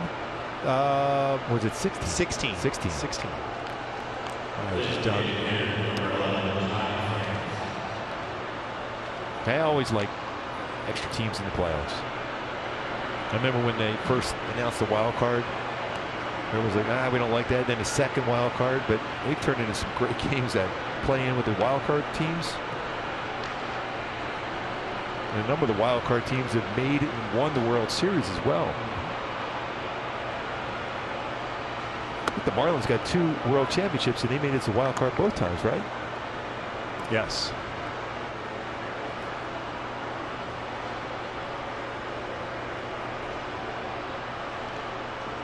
The Angels. Yep. 0-2. Wild card. The breaking ball. I think of the Marlins, the 1 year they had to get through the San Francisco Giants. That was 97, right? Was the first one. That was with Pudge. Yep. Line to left field, well struck, going back on it. Hermosillo, he'll glove it for the 3rd out. A 2-out single, nothing else for the Padres. We head at the bottom of the 6th inning. It's 5-4 San Diego. Hermosillo playing all 3 outfield positions, able to run that one down in left center field. With Roger Lodge, weekdays at 2 p.m. for news, interviews, and more. Listen on Angels Radio, AM 830. Rock and Roll Hall of Famer John Fogerty is going to be on the Sports Lodge tomorrow. Big league. Hall of Famer, Rock and Roll Hall of Famer. Just put me in, coach. I'm ready to play.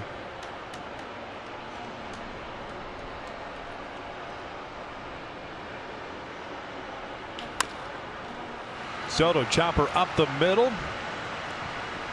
1 away.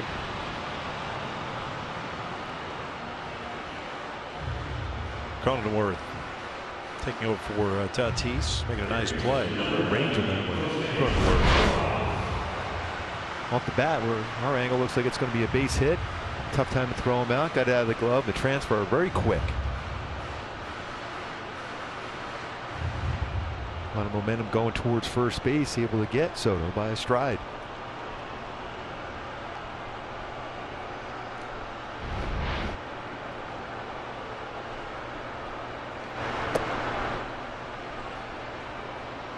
Jose Rojas at the plate. Took over at third base for Matt Thaiss.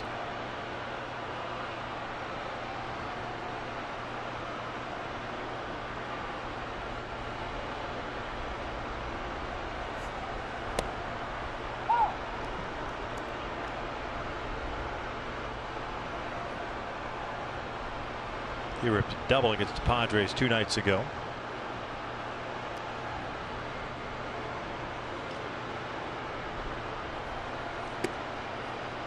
Can flat out hit.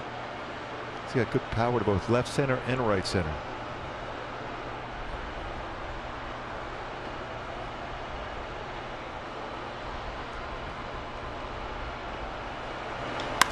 Out toward left. Monty squeeze it in, 2 down.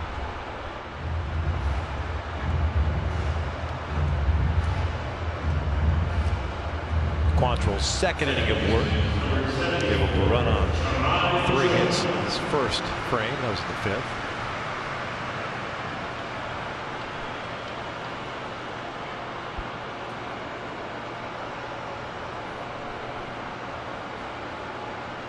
Angels have Hansel Robles getting ready. I'm told tonight that be prepared to play a bottom of the 9th. Over here, the Undertaker being played here. Robles coming in.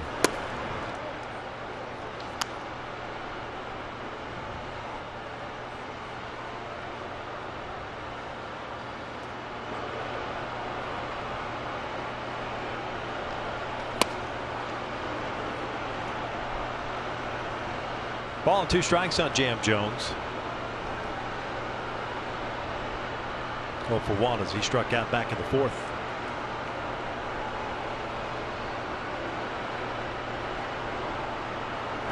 And he'll go down swinging. The Angels down in order. We're off to the 7th. 5-4 San Diego.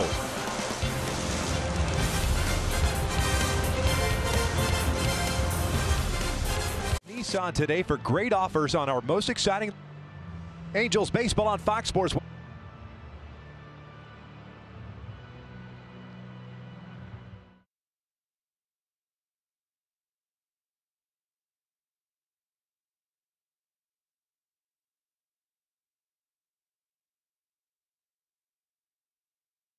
By Nissan. Choose Nissan today for great offers on our most exciting lineup ever. Shop NissanUSA.com. Top of the 7th inning, the Angels are down a run. It's 5-4.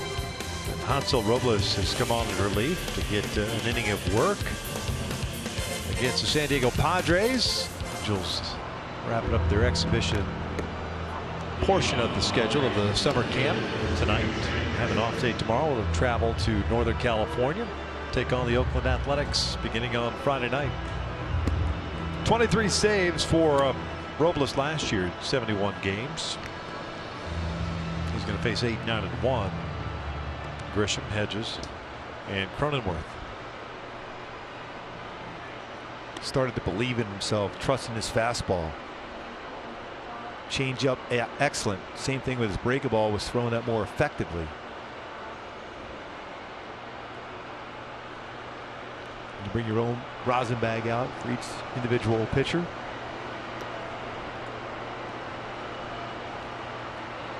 I was kind of surprised you brought your own wet rag. Can you imagine having a wet rag in your back pocket? Yeah. I rarely use the rosin bag, but I used to put it right up by the pitching rubber. And you know, the reason why, because the way I threw the baseball, I thought maybe be a distraction for hitters. And the good ones like Dave Winfield and Joe Carter, they would always make me kick the rosin bag back off the dirt area into the grass area. And then after every half inning, I would bring it right back up, place it up there, and then I have to kick it back down again.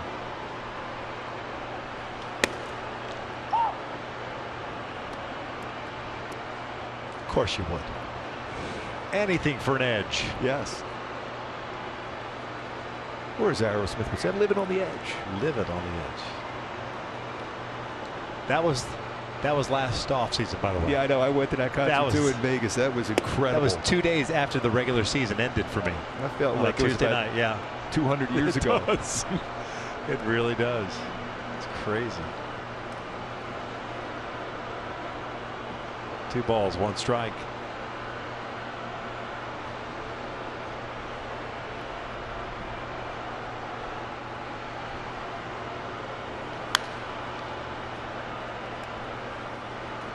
That's your average fastball for Robles at 97.1 according to Fangraphs. Also threw his slider about 21% of the time, changeup 22% of the time.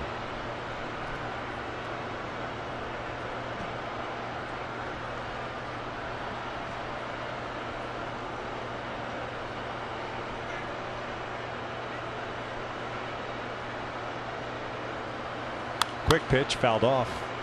Count remains at 2-2.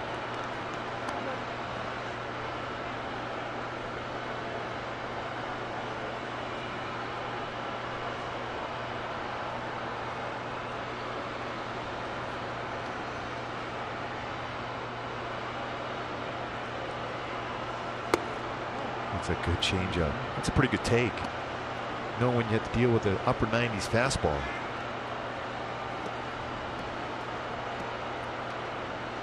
Grisham on base twice already. A walk and a single. Solid defensive play out in center.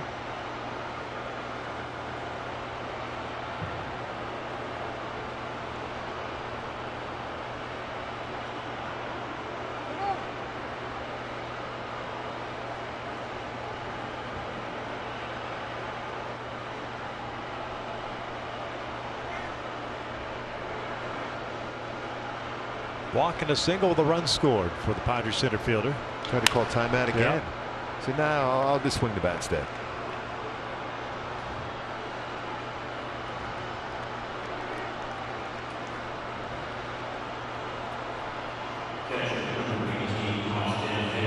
Well, this is trying to throw the timing off of Grissom Duet this entire bat. He's putting his hand up there trying to call timeout.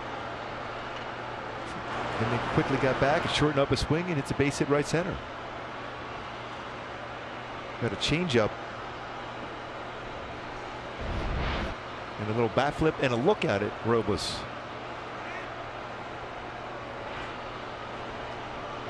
Well, the regular season right around the corner. Austin Hedges takes a breaking ball up and in. Hedges 1 for 2, Singleton scored in the third.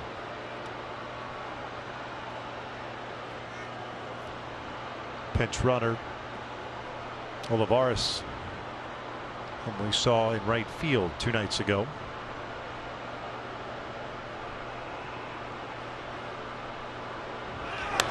He takes off. Ball is fouled off to the right.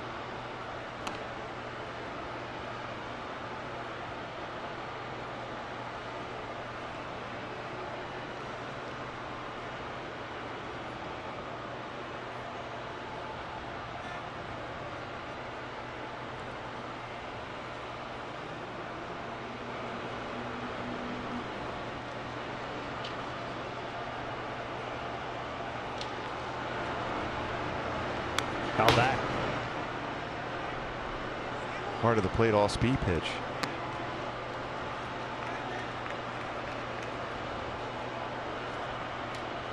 Jose Rodriguez getting ready.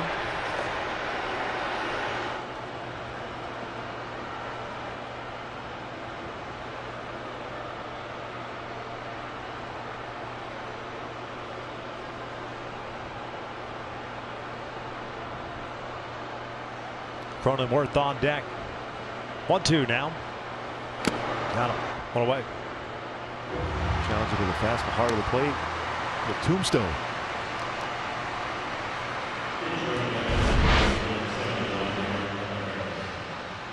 Life on that fastball. Some running action.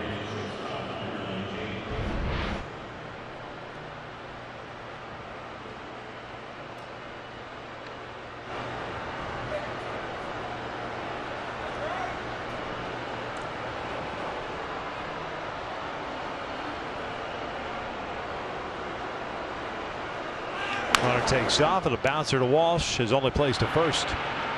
Olivares ends up at second base, 2 down, no. Walsh is a real good defender at first base. He was looking right away to see if he had a potential play, but with Grisham on the move, no chances. Take the out at first.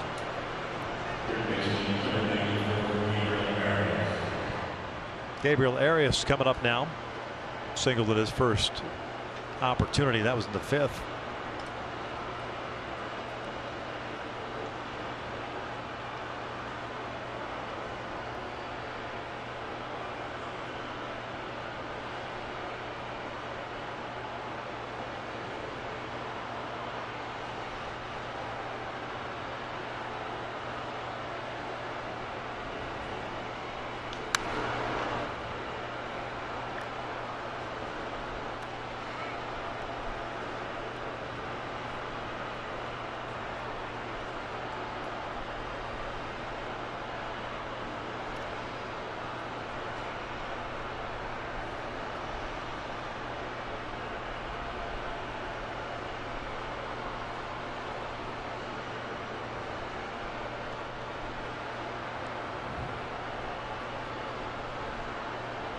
Good fastball. Bottom part of the zone. 95. Arias nods in agreement. So that was a good pitch. Yeah. I wouldn't throw it there though again. Not ahead of the count 0-2. It's a little bit too much in the strike zone. Now you can expand, make him chase. I can confirm that was a wonderful offering. Real good location. Hey, good spin rate too, by the way. Spin rate.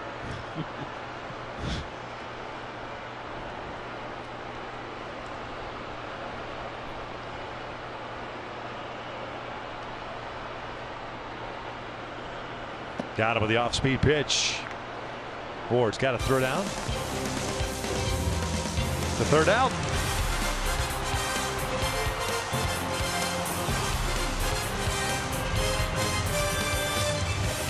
Retired the side in order in the 6th.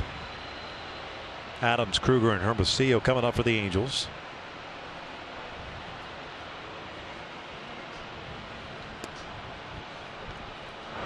Jordan Adams 0 for 1 with a fly ball to center field. By the way, that was Anthony Bemboom who recorded that last down throw to first base. Took over for Taylor Ward behind the plate.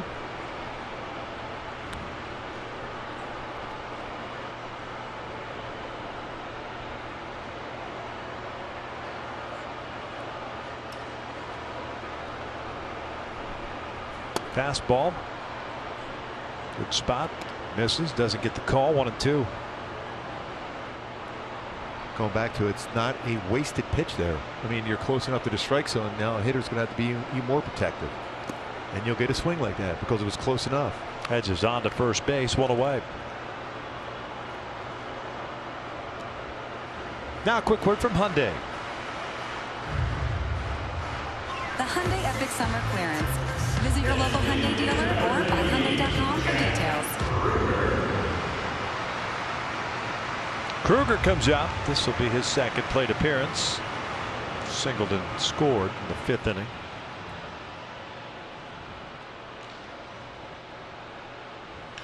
They'll punch another one out to right field, jumping on that first pitch.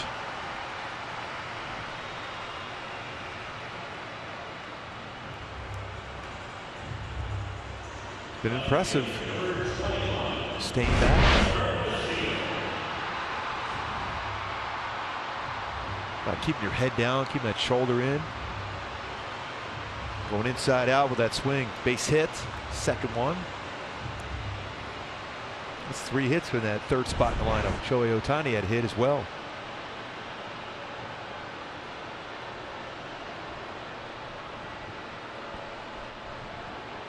Hermosillo takes just inside off the plate. Michael 1 for 1 with a single.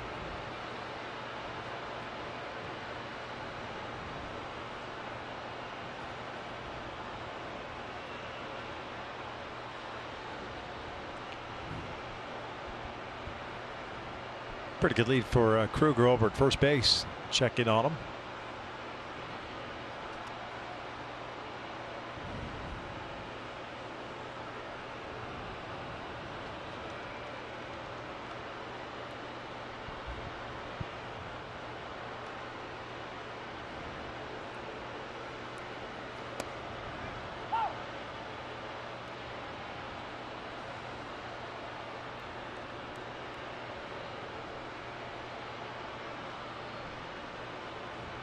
Always the key for Michael Hermosillo is just slowing the game down.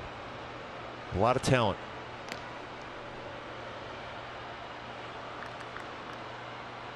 Real good shot that he's going to make the roster as a 4th outfielder.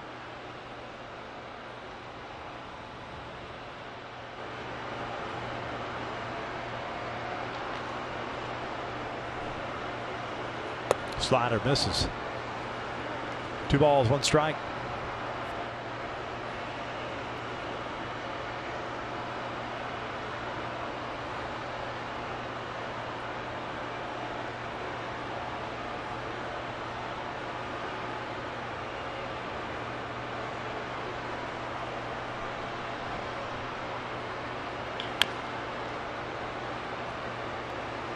So we had Brian Butterfield, third base coach. Somewhat close to the third base coach's box. He's always moving around away from there. This is a suggestion for him to be close by it.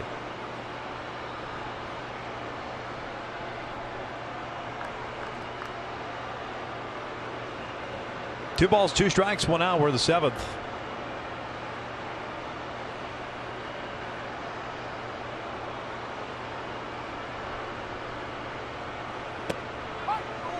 Arbocia goes down looking, 2 outs.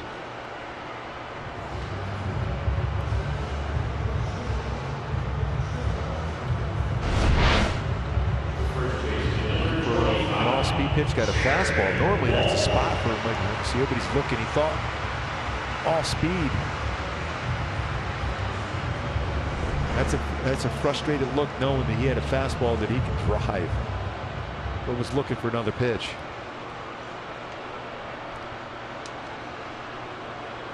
Jared Walsh ripped a single in the 5th inning off Quantrill. 1 for 1.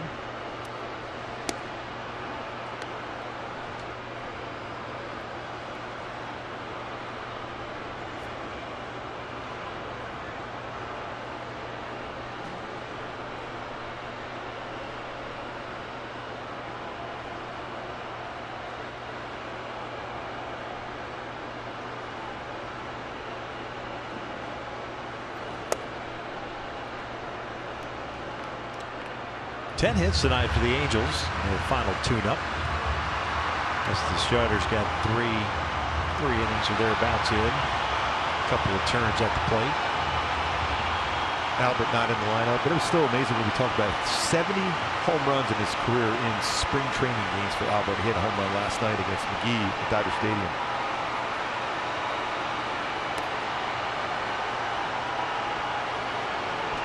Pretty big number. I think if you go, hey, could I just add a couple of those into the regular season just for fun? Yeah.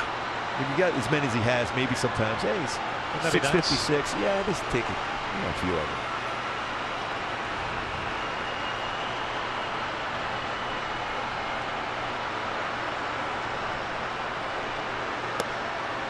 Got the inside part of the plate, 3-1. And Albert's had some pretty good swings up in Oakland. 3-day games up in Oakland. Let's see Albert get off to a quick start and get closer and closer to tying and then passing Willie Mays on the all-time home run list. 4 away from tying him, 5 from passing him. Say hey kid. Big swing. Justin Upton is 2 home runs away from 300 in his career. Mike Trout, what, 15 away from 300 as well. That's insane. Yeah.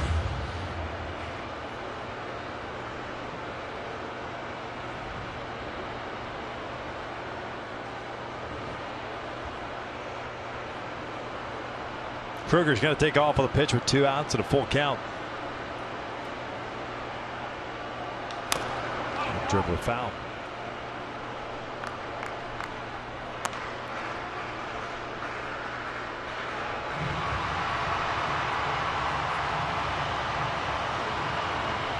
Jack heading back to first base.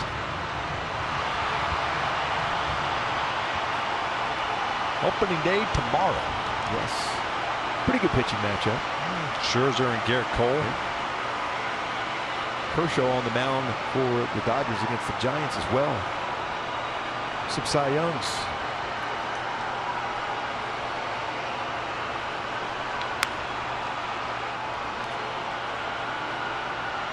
It always seems like we open up with Oakland and the Dodgers open up with San Francisco. It's NorCal, SoCal. Yeah. Start the season.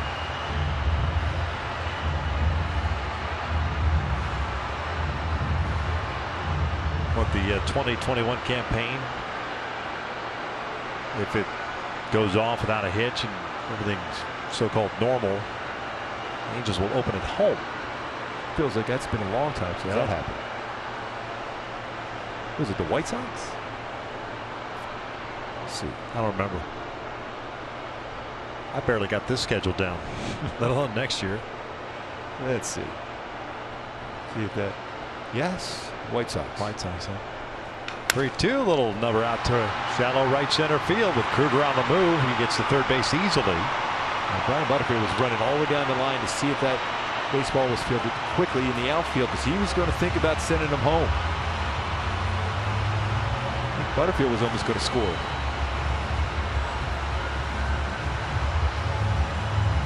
battle off some tough pitches. Almost picking up his second hit. Change up. We were on the move towards the end of the bat. Fought it off right into the right center field. See Kruger, see Butterfield going all the way down the line. He's about ready to touch home plate and then stops him there when he saw that baseball was fielded well in the outfield.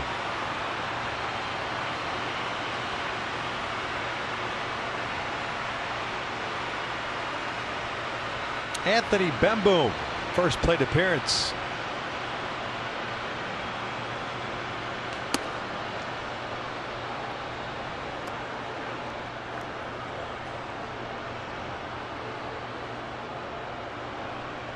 .130 batting average between the Rays and the Angels last year.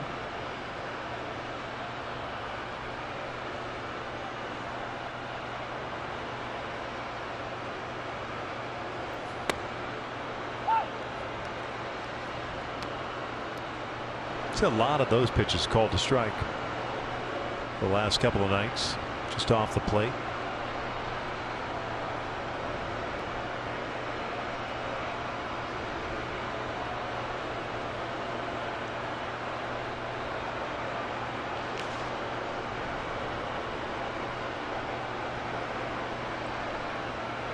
There's the 1-1.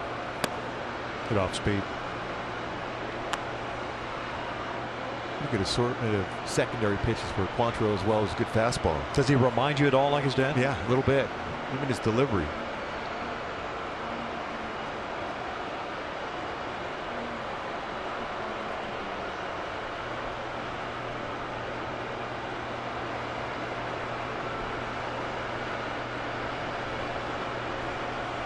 Here comes the 1-2. Bemboom strikes out, foul tipped into the mitt. We head off to the 8th.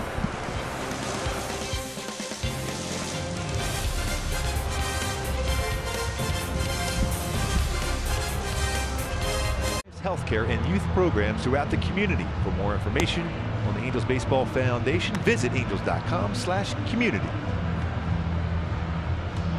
Top of the 8th inning.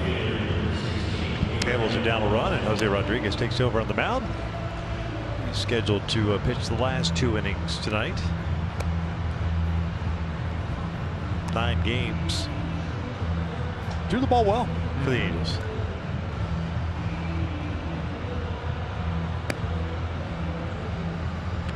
.24-year-old native of Venezuela.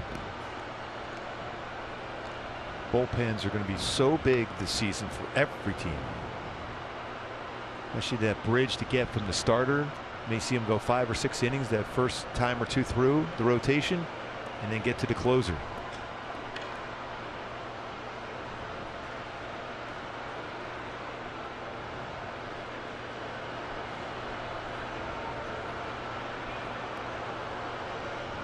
Hansel Robles, 1 inning, 1 hit, 2 strikeouts.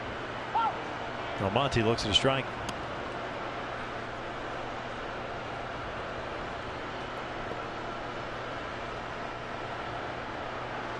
Abraham is 0 for 1 with a strikeout. So with a fastball, first pitch strike, change up away.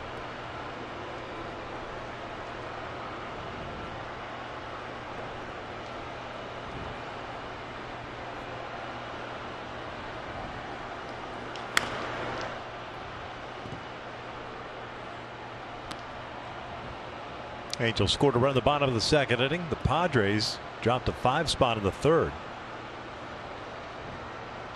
And the Angels with the solo runs 3rd, 4th, and 5th innings to draw within a run. That's where we stand now, 5-4.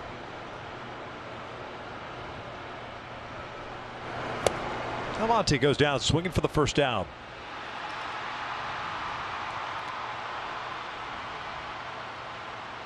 Work ahead, finish off.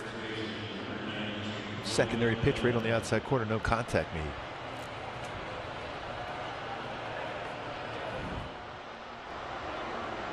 Owen Miller, the batter now, took over at first base.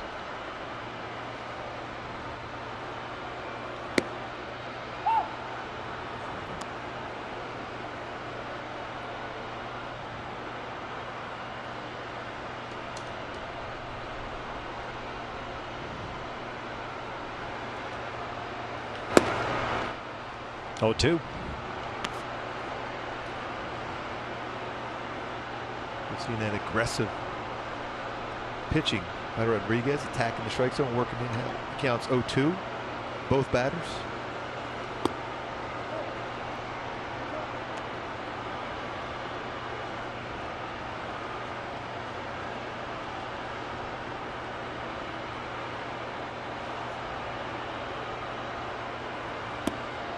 On the outside part of the plate, 2 down. They're off speed at their fastball, just a little bit off the corner on the 0-2 pitch. 1-2 was off speed, gets the call. Ben Boone did a nice job just basically keeping that glove right there, presented it well. Execution by Rodriguez. At the mercy of the home plate umpire.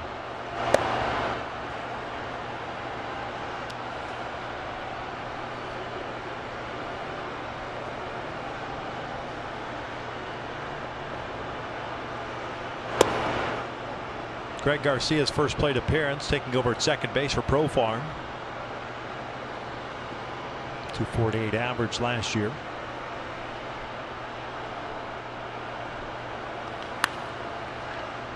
Two balls, one strike.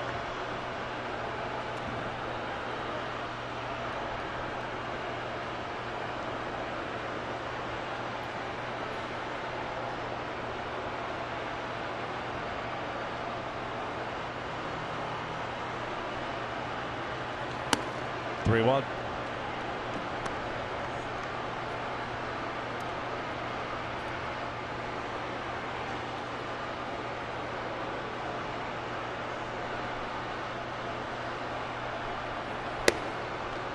Full boat.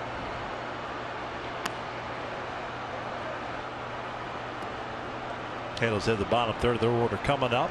Looks like Quantrill will be done after his 3 innings tonight.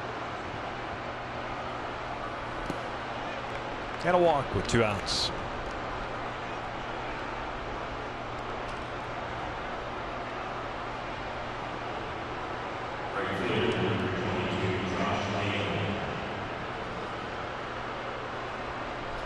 Josh Naylor coming up.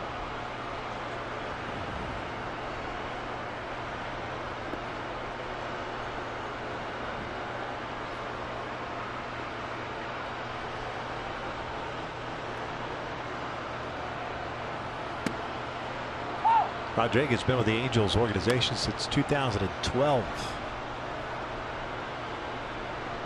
Finally getting to the big leagues last year for the first time.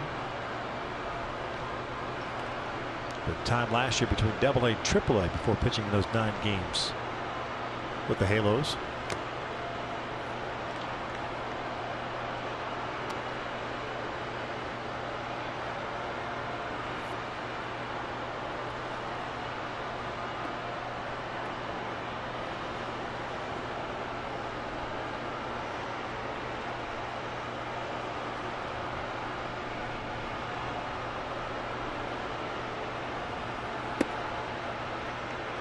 A lot of movement on that pitch. It's got a good changeup. It's not one of those changeup that's going to be a big time difference as far as velocity from the fastball to changeup. Almost where you see from like Greinke and a few other pitchers. King Felix was really good at that as well. The differential about 3-4 miles an hour between fast and changeup. Back toward the middle. That's Soto behind second base. And we'll head to the bottom of the 8th inning with the Angels down 5-4.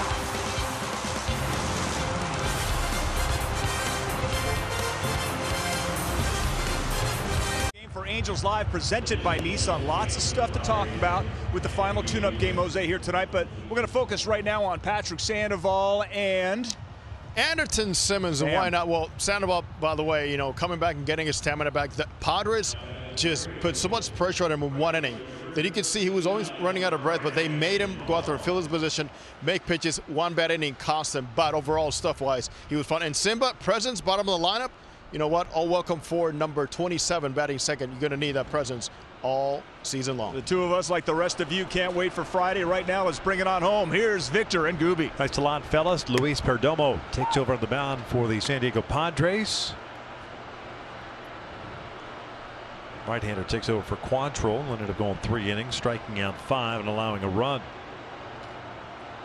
Perdomo last year 47 games, including a start, 2-4 with a 4 ERA.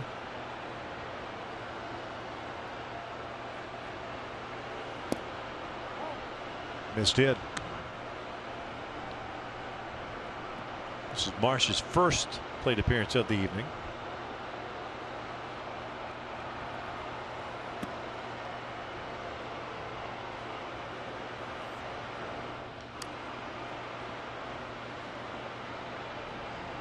Perdomo has a pretty good fastball as well. 93, 97. A slider and a changeup.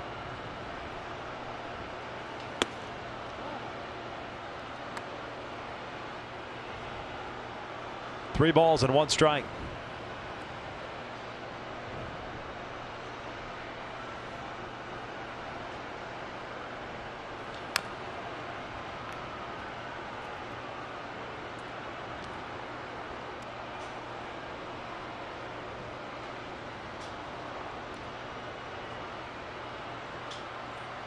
More of a gap-to-gap type hitter for Marsh. Still waiting for him to develop some power, though, but he's going to be a star.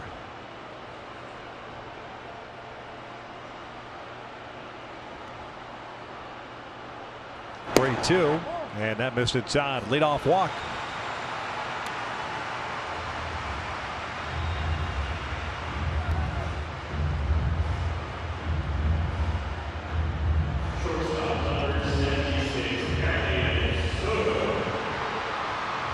See, he tried some situational hitting right here. Still working on things.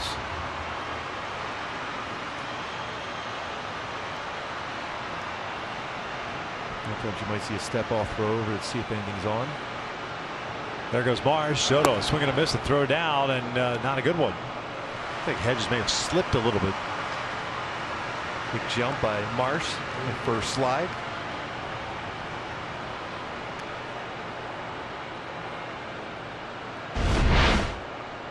That's a big jump. In the scoring position here now. In that back part of the bag. Trying to stay connected to the base as well.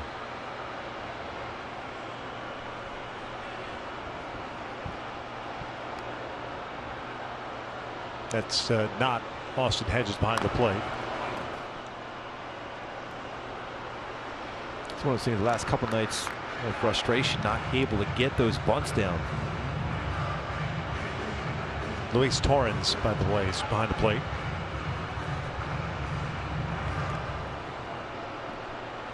Now with 2 strikes, he's trying to make contact to the right side of the infield at worst.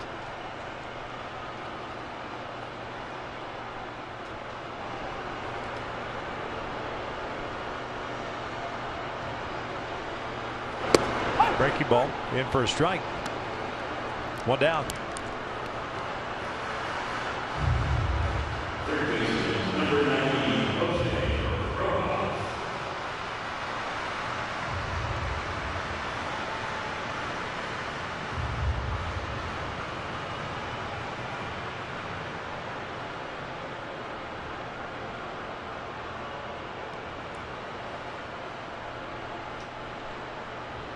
Jose Rojas up.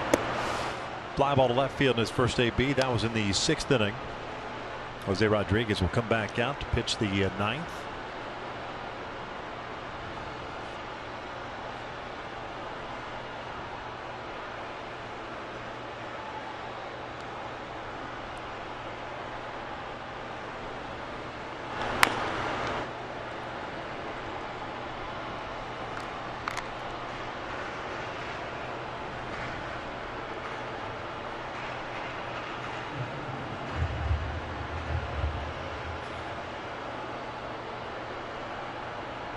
Marsh trying to get a big secondary lead to be able to score on the base hit into the outfield. 1-1.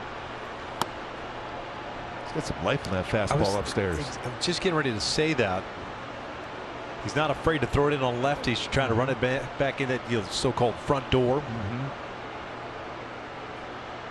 And that usually can set up Well, Greg Maddux used to that cutter in off the plate there too, but also that changeup a little bit off the plate now. So it's going to be important for Rojas to look out over the plate, I think.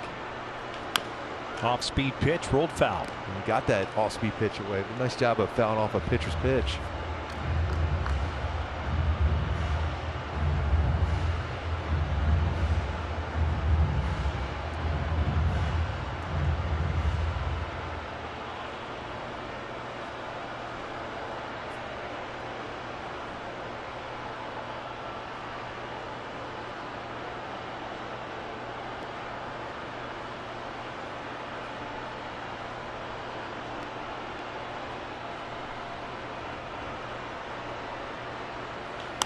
That's popped up.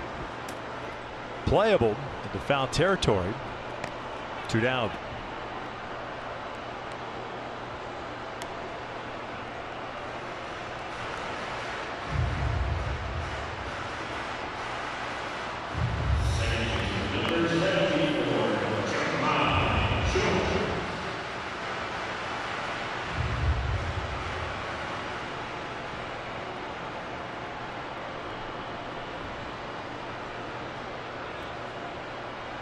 Top of the order now, Jam Jones.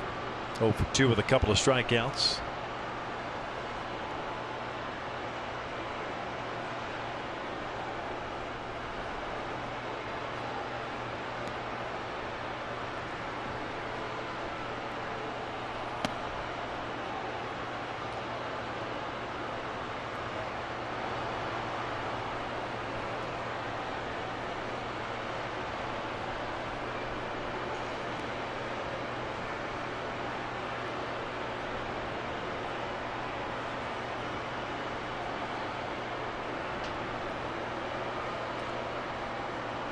Good to see Jams make good contact here.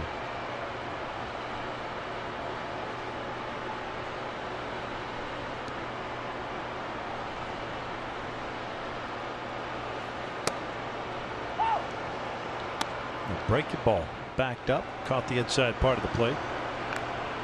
And Marsh is able to get a huge secondary lead, so anything put in play in the outfield is a tying run.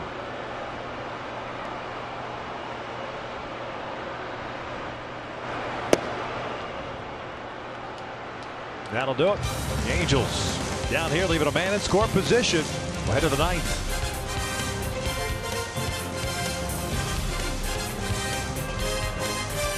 Home, sweet home for one day. And then up to Oakland. Yeah. 2 days on the road while we were home here at the Big A. The team was not home. Then up to Oakland. But today at the Big A, home sweet home. Right, and while technically we were here at the ballpark, we were not inside the ballpark. No. The last 2 nights. So this is our first evening in the booth since late September of last year.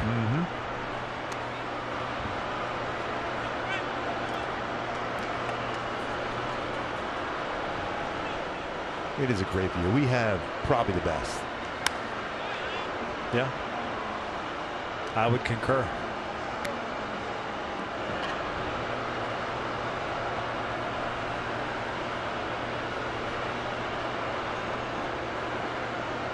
Something you will see across some ballparks. We saw it last night at Dodger Stadium. The tarps covering seats, advertising. By the way, if the season had started the regular time, there would have been a lot of snow on the mountains around here.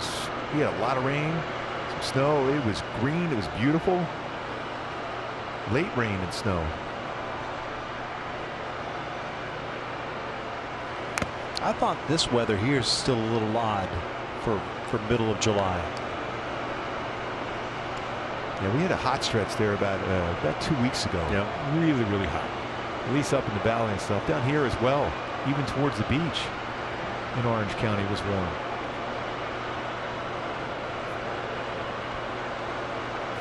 But a beautiful night tonight. Yeah, no doubt. The waterfalls.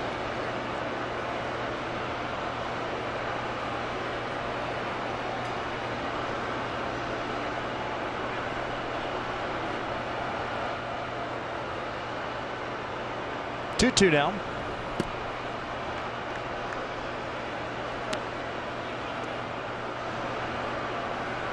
To mention the third man on the mound, Jose Rodriguez, second inning of work.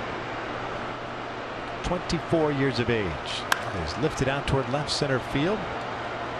Jordan Adams is there.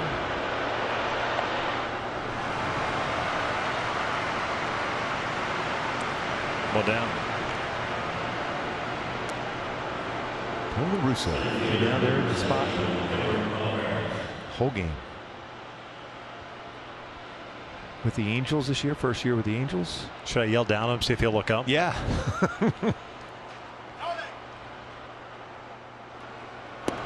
No, he didn't listen. Can't hear me.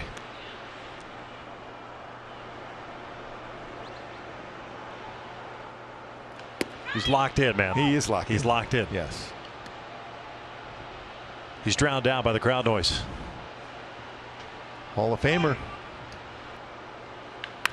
Ground ball toward short. Backhanded by Soto. And a wide throw. Olivares reaching on the error. We tried. Yeah. He is locked in.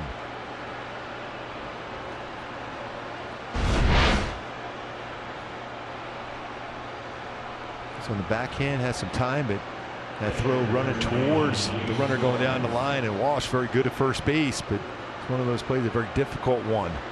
Try to reach out, try to keep the foot on the base as well. Ends up being an error. Boy, it's great to see when Tony La Russa and Albert Pujols get a chance to talk.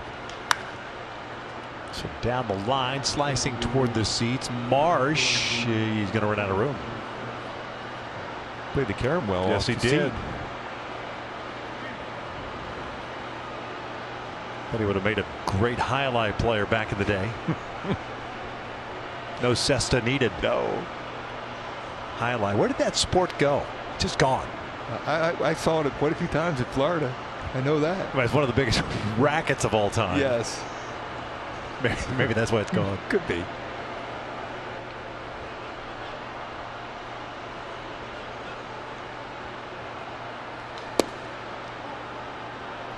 Nice pitch. Tony La Russa was the manager for the All-Star game, which was here in 1989. And he gave us a speech before the game. He was not real friendly about the National League at that point until he moved over to the Cardinals. Of course, he probably said the same thing about the American League. But we were pretty pumped up to play that All-Star game. That's one when Bo hit the home run, center field. But Tony, he was intense.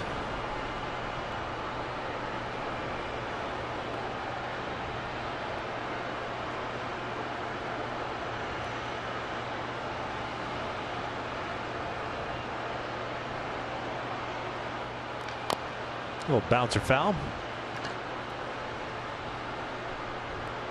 1 ball, 2 strikes.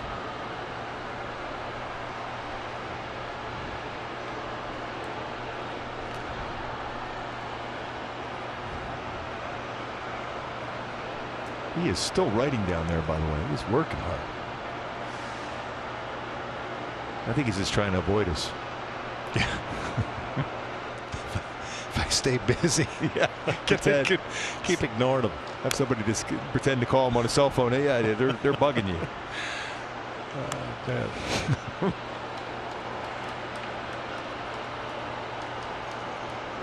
Bottom of the 9th. Rodriguez trying to keep it a 1-run deficit. The Angels have Adams, Kruger, and Hermosillo coming up.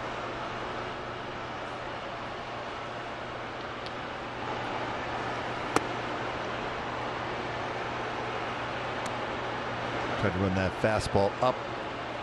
Don't get a swing with it, though. Good movement, late movement.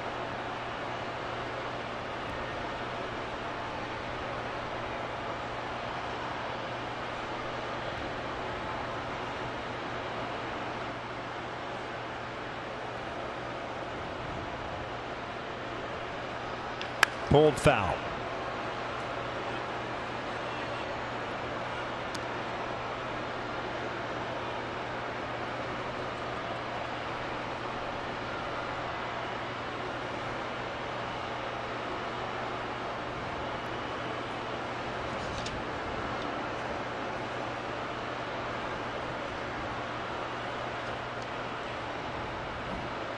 Olivares over at first base, reaching on the air by Soto.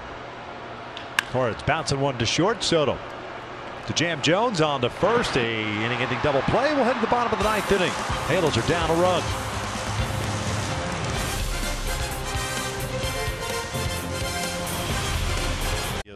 Schedule coming up for the Angels. It kicks off on Friday. 4-game series at Oakland, and the Angels return home for 6 against Seattle and Houston. I misspoke earlier in the game. I said Houston coming back on to open up the home schedule, but it's Seattle, then the Astros, then it's back out on the road to Seattle, to Texas, and then Oakland's in town, as well as the Dodgers. What is it, 60 games in 66 days? Yes. Trying to keep everyone healthy, the importance to that. David Bednar on to finish the bottom of the 9th inning.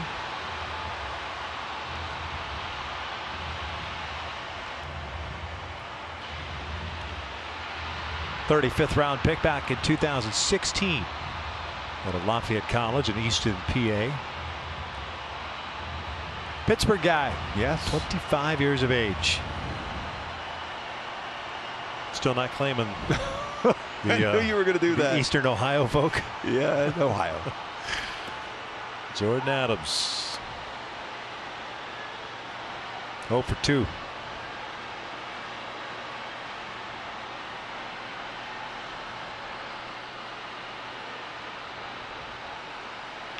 Ground ball short. Adams, good speed. Cronenworth retires him for the first out. Bednar's average fastball a little over 95 mile an hour. Comes out in front on an off-speed pitch. There's his curveball and slider as well. Splitter.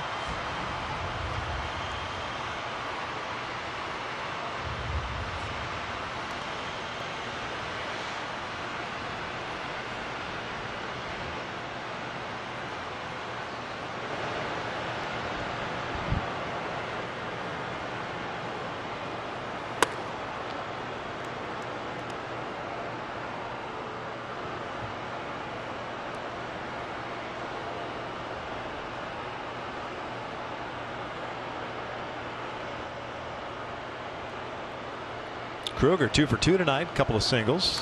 Check swing foul. 1-1. Pretty good run in action on that one.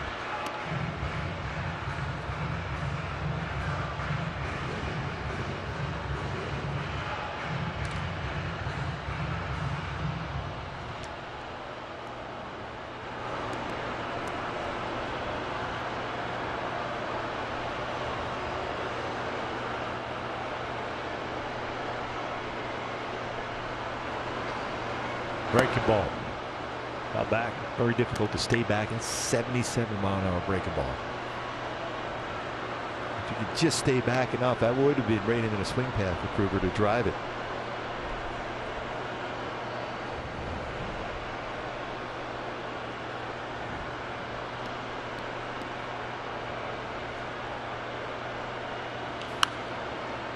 Fouled back. Now to play.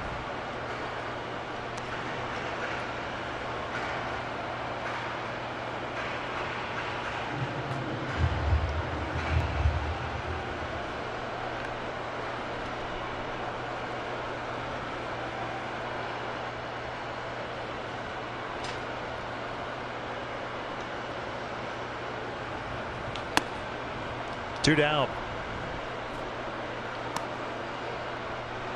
Well, that's one of those tough pitches too. You try to make contact.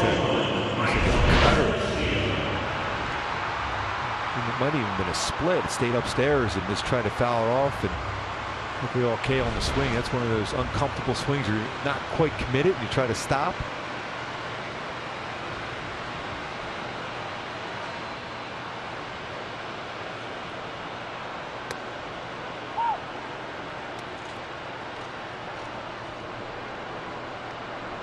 Hermosillo 1 for 2.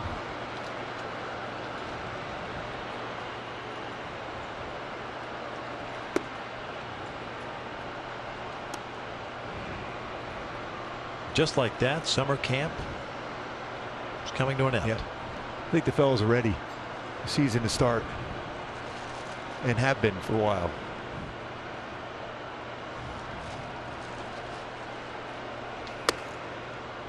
It's a firm fastball running inside. The San Diego club has some arms out of their bullpen. Always seems to be the case. Yes.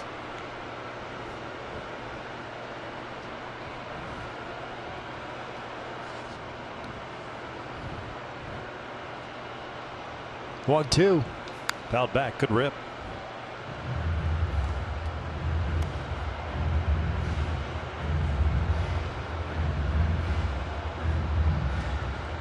Well, for the most part, aside from the oblique issue for Rendon. Yep. Injury bug, you know, kept it in check. Luis Rengifo still dealing with a little bit of a hamstring issue. Other than that, pretty good. Hermosillo strikes out, and that's going to do it as the Angels drop this one 5-4. Good job by Matt Andriese tonight. Yep. Patrick Sandoval got a good work in. Had to do some fielding his position as well. No doubt. Simba with a big game. Double home run. It's good to see that from Simba. Well, the Angels will face the Padres at some point on the schedule. Yep. The American League West playing the National League West, the old geographic situations that we have this year. Yeah, 2-2. Yeah. 3-3 with the Dodgers. 3-game set in Colorado. And it's time to get it going. Yep. Off day tomorrow. Travel day up to Northern California. And the real thing kicks off on Fridays. The Angels and the Oakland A's will battle. Tonight, the Angels wrap up their exhibition schedule for 2020 with a loss. 5-4 the final. Mark Gubicza, entire crew here at Angel Stadium. So glad we were able to bring you. Glad to be back. Baseball on Fox Sports West. We'll be back at it on Friday. Stick around. Angels Live postgame show. Patrick O'Neill and Jose Mota coming up next.